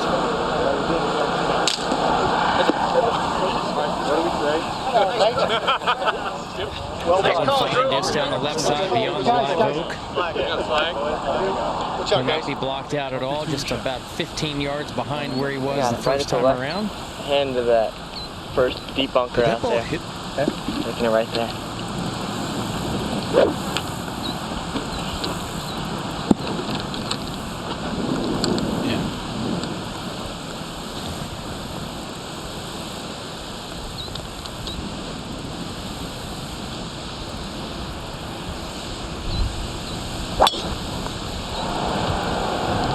Gust of wind right when he drew that back.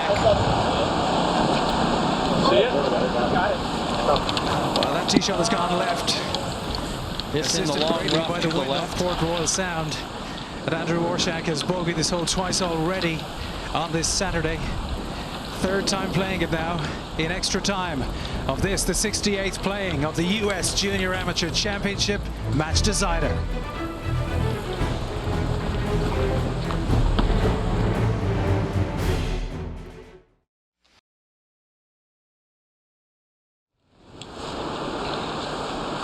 Yeah, very tense, but also very exciting, Holly. This is what it's all about. This is classic match play. It's One very talented junior golfer against another, and they have been throwing at each other all day long. Both having had control of the match at various points, but it now comes down to this. They've played 36 holes, and the match has not been decided. So now into extra time. Right to left. Position. So I've got to start it. Yes, both these tee shots were left. Barbary caught the top of the tree, came down. There's 160 yards. It's got very much a fly line, which is very hard to control. Right to left wind. Distance control will be a big challenge from where he is. He actually got, I would say, unlucky to get straight top of the tree. This morning he carried it and then only had 120 yards, 26 yards to hit it quite close and end up winning the hole. A little bit. It's so great line.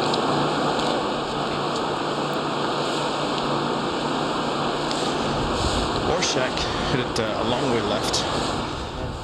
Got actually a very good break. He's only got 120 yards. Has he got a decent lie? He's hitting it back into the wind. Well, you have 120. Has a good opportunity to hit a decent shot from there. On TV it will look tough, but he's got a very good chance to hit it anywhere from within 20 feet.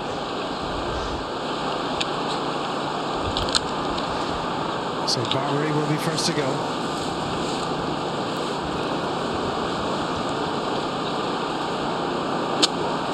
With this wind off the right, he's got plenty of green, about 40 feet right of the hole to hit this in. Just needs to put this at the right edge of the green.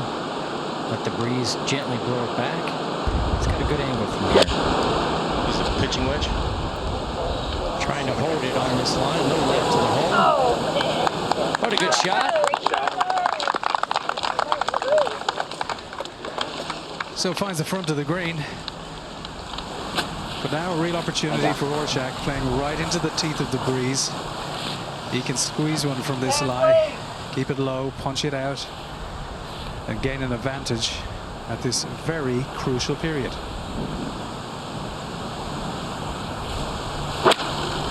Oh no. I'm down. Sit down. I'm down.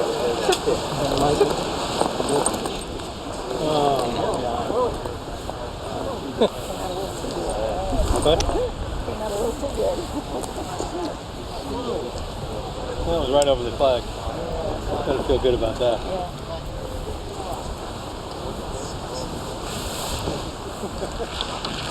Well, that ball is over the green, so not really taking advantage, Orshak.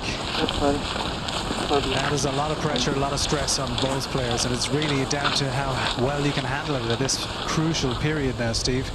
And here we are on the 15th, first hole of extra time, and you've got to say advantage to the man from Shreveport, Louisiana right now.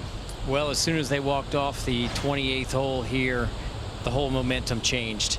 And we've seen Philip just take advantage of every situation, every poor shot that you know, has been hit. So obviously we're in extra holes, but continuing poor play off the tee. It's surprising on the 17th hole, the 35th hole, the par 3, we saw arguably the finest shot we've seen all week from Andrew Orshak. And then he stands up on 18 now, and in fairness, the wind was without a shadow, without a big factor, but he hoofed it way right. At the crucial time when he needed to just find the fairway, he was one up. Yeah, it might have been a good time. You can always second guess to maybe hit a three wood off the tee, but you're continuing the big hook here off the 15th in the playoff. Well, he's going to have Andrew's going to have his work cut out for him here. He's on some, doesn't have a very good lie back there. I mean, he's on dirt, so it's probably pretry soft underneath that ball. From tire tracks, Now there are tire tracks. Call your Bill. I was just watching. Do you get relief from tire tracks or no? Only in the fairway.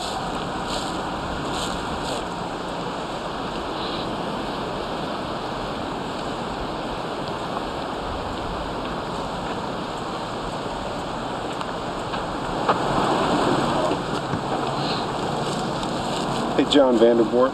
I'm just seeing if I get relief from tire tracks. That's what we're asking. Yeah, I was just telling Phil. Andrew's through the green.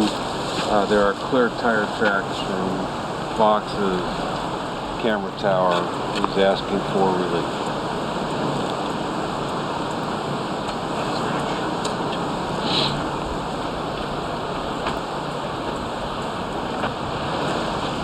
Craig Sanfilippo, did you copy that?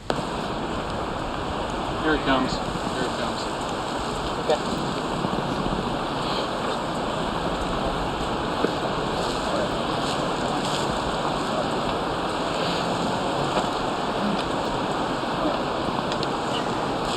Anxious moments here, live on Fox Sports 1. Extra time in this championship match.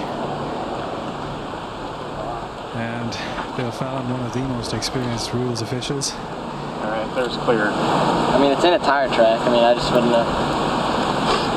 Yeah, that's clear. Is in the booth with us. How do you give relief for that? Thank you. Yep. Can you tell us, John? So it's nearest point, stands on the point. This week are through the green. They're not considered to be an obstruction, but a rover, in this case Greg Sanfilippo, who's the staff person in charge of the even back to championship, can declare an area as ground under repair if we have a lot of damage. And obviously with some of the larger vehicles that have moved through there, so it'd be like right in he here, has determined that it is ground under repair, and we're now working to decide where his nearest point of relief is, and he'll be allowed to drop within a club length of that. Maybe my driver, man.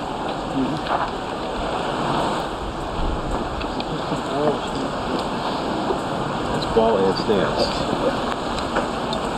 So This is back in here. Is this closer? No, closer to the hole?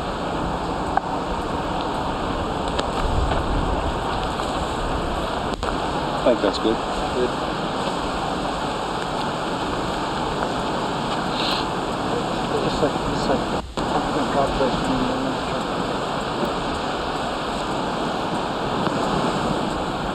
That's in a tire track.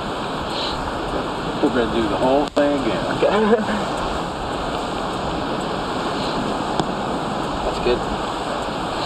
Thanks.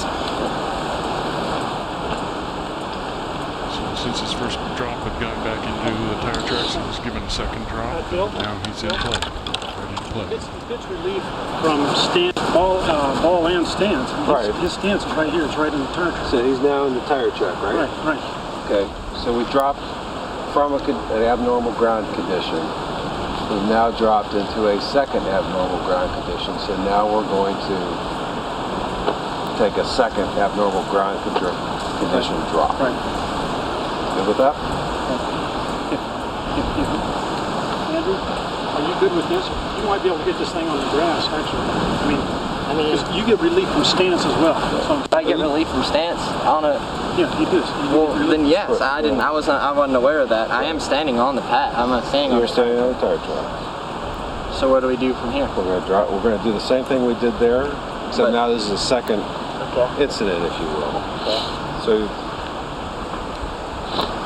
figure out where point. It'd be like over here, right? I mean, if I have stance, it'd be like right here, maybe right here. I would say probably right there. You're good with that? You're standing on it there, right? You're probably about right so there. About right there? Yeah. Now we're going to do a club length from there.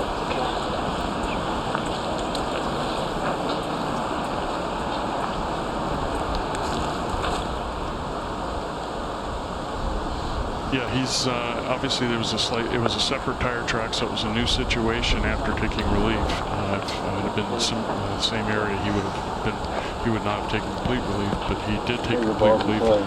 Was now standing in a separate tire track. I wasn't taking full relief because I'm standing still in the tire track. All right. I just want to know. Yeah.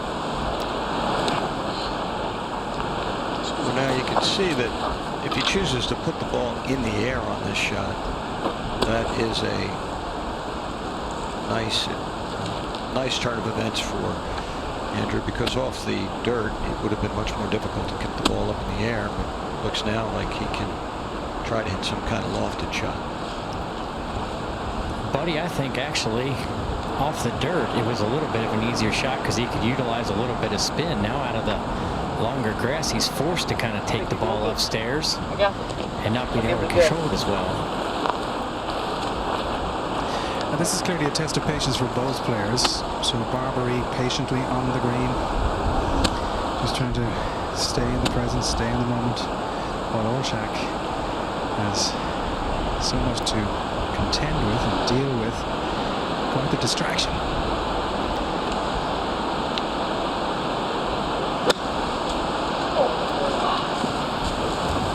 That's exactly why I think he was better off leaving it on the dirt. He was forced to take on the tree with the lie that he put it in.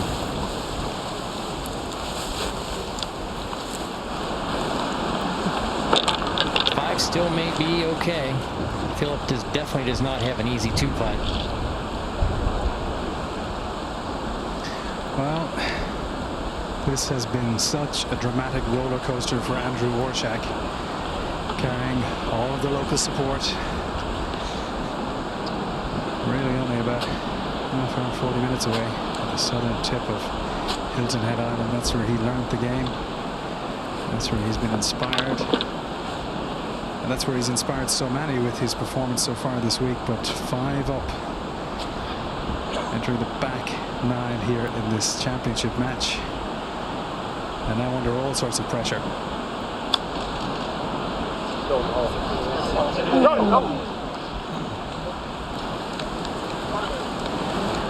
So Philip Barbary, who only a few weeks ago won the biggest championship of his career, the AJGA Rolex Tournament of Champions, by 14 shots up in Oregon. Came in here with high hopes and has grounded out through so many different matches in this particular playing of the US Junior Amateur. He is now in position A to wrest this title and join the likes of Jordan Spieth, Tiger Woods, Johnny Miller as a winner of the US Junior Amateur, the biggest title for under 18s in the world of golf. Steve, what's this putt look like? Is there a ridge between Philip and the hole? Well, I just walked over about a 2-foot rise that he's going to go over. It's going to be downhill from about halfway to the hole. Going to break about 2 feet to his right. Difficult to get the pace right, but with 3 putts for the championship, I think it makes lagging this ball a whole lot easier.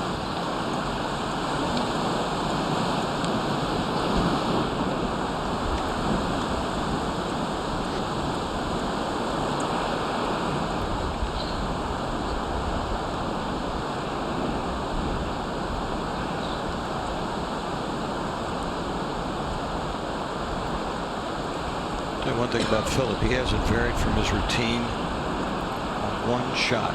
Everything has been exactly the same all the way through the week.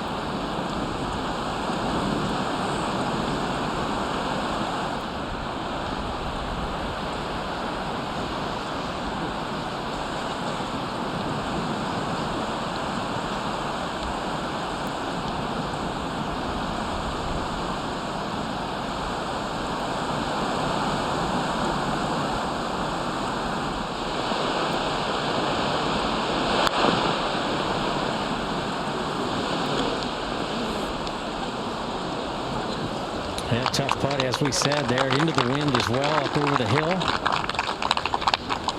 Fortunately, he's got a couple to work with.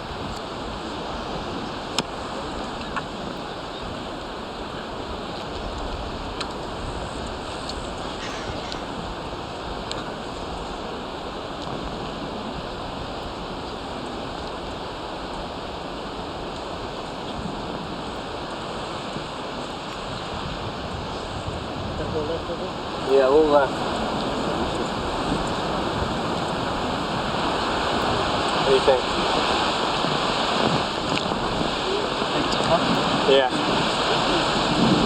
What would I do now? Let's make this thing exciting. Andrew for bogey here, which would be quite a save.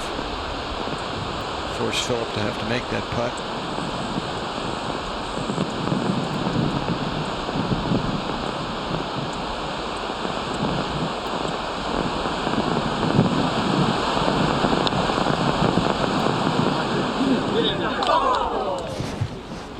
Good putt.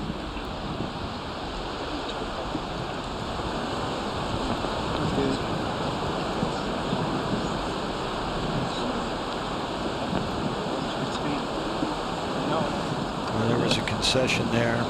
Barbary conceded his double bogey. He's got to be careful here that he just takes his time and doesn't vary anything. Let's see, just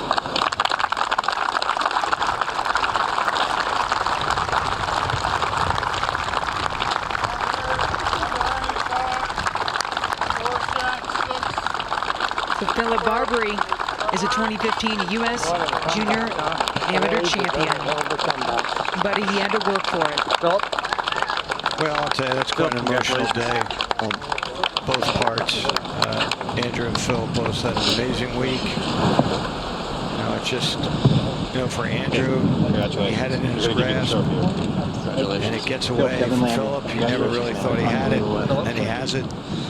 So it's, there's really no way to describe the emotion these young men have gone through today and all week, but especially these last 2 hours. What a turnaround. That's the beauty of match play. It's also one of the most difficult parts about it. But it is a grueling test, and still very well conducted championship. Let's go down now to Shane. He has the interview with the champion. You performed with such distinction all week. You've been so charming to watch and listen to in interviews, and you had, well, such a roller coaster in that back nine. Can you talk us through your emotions right now after it all concludes? Just extremely disappointed right now. Let's see, I was 5 up through 10, and I thought I was playing some pretty good golf. And I don't know, maybe I just looked too far forward, and I lost my swing, and that's all I could say, really. Well, you're a credit to your parents, Dave and Joanne. We spoke to them through the round, and they're incredibly proud of you, as everyone is here who supported you from Hilton Head Island. This is not the last we've seen of you. We'll see you again at the US Amateur in a few weeks' time. Thank you so much for all of the thrills that you've given us throughout this championship. Thank you, guys. Thank you, guys.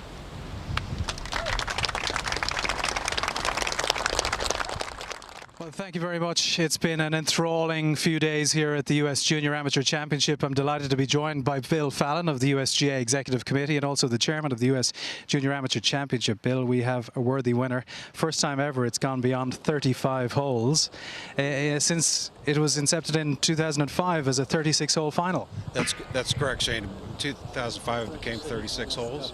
This is the 68th time we've had a national junior champion, and I'm very pleased to give it to Philip Barbary, the trophy. He joins Johnny Miller, Tiger Woods 3 times, Jordan Spieth a couple of times. His name's on a trophy with a legacy of terrific golfers. Well, it's been enthralling, as I said. And Philip, would you please accept the winner's trophy now from Bill Fallon, the winner of the US Junior Amateur for 2015, the 68th winner. And this was first played in 1948. Well, here we are in 2015 in South Carolina. And wonderful names there, Philip. Congratulations. I know you've been carrying great form, especially with a recent win in Oregon, but was this one that you felt that you could bring home? Yes, it has been. It's been a goal for a long time. Honestly, I just put it everywhere, and to be able to finally do it just means so much. And I just can't believe holding this right now after I was 5 down, and I just kept going at it, and I'm just so thankful. We spoke to your mother, Karen, just during the back nine. She's just behind you over there, and she's much relieved. But she says she can only watch you on her own. She needs a bit of peace and quiet because she's very nervous watching you, but she was so impressed with how tenacious you were throughout the week, but especially today. Yeah, gosh, I don't even know how I made it 84 holes in a row, but wow, it was a long week. I think if you go that long, that's what junior amateur champions are. That's why they won it. They just kept fighting, and I certainly learned that this week. I just so relieved. I don't really know what to say. We've been so impressed with you, with all of the victories you've had, at your level, but particularly this summer, and obviously qualifying for the US Amateur as well. So we'll be seeing you again, and with Andrew, a word for the man that you took on and beat in the final. Gosh, he's so good. Thank you, Andrew, for playing me and just playing so great and just giving me a challenge. And I'll never forget who I played this day, and it was such an honor playing you, and I don't think I could have played anybody else. Well, it has been our honor to bring the U.S. Junior Amateur Championship live on Fox Sports 1. We have a very worthy winner, ladies and gentlemen. Please put your hands together for Philip Barbary, the man from Shreveport, Louisiana.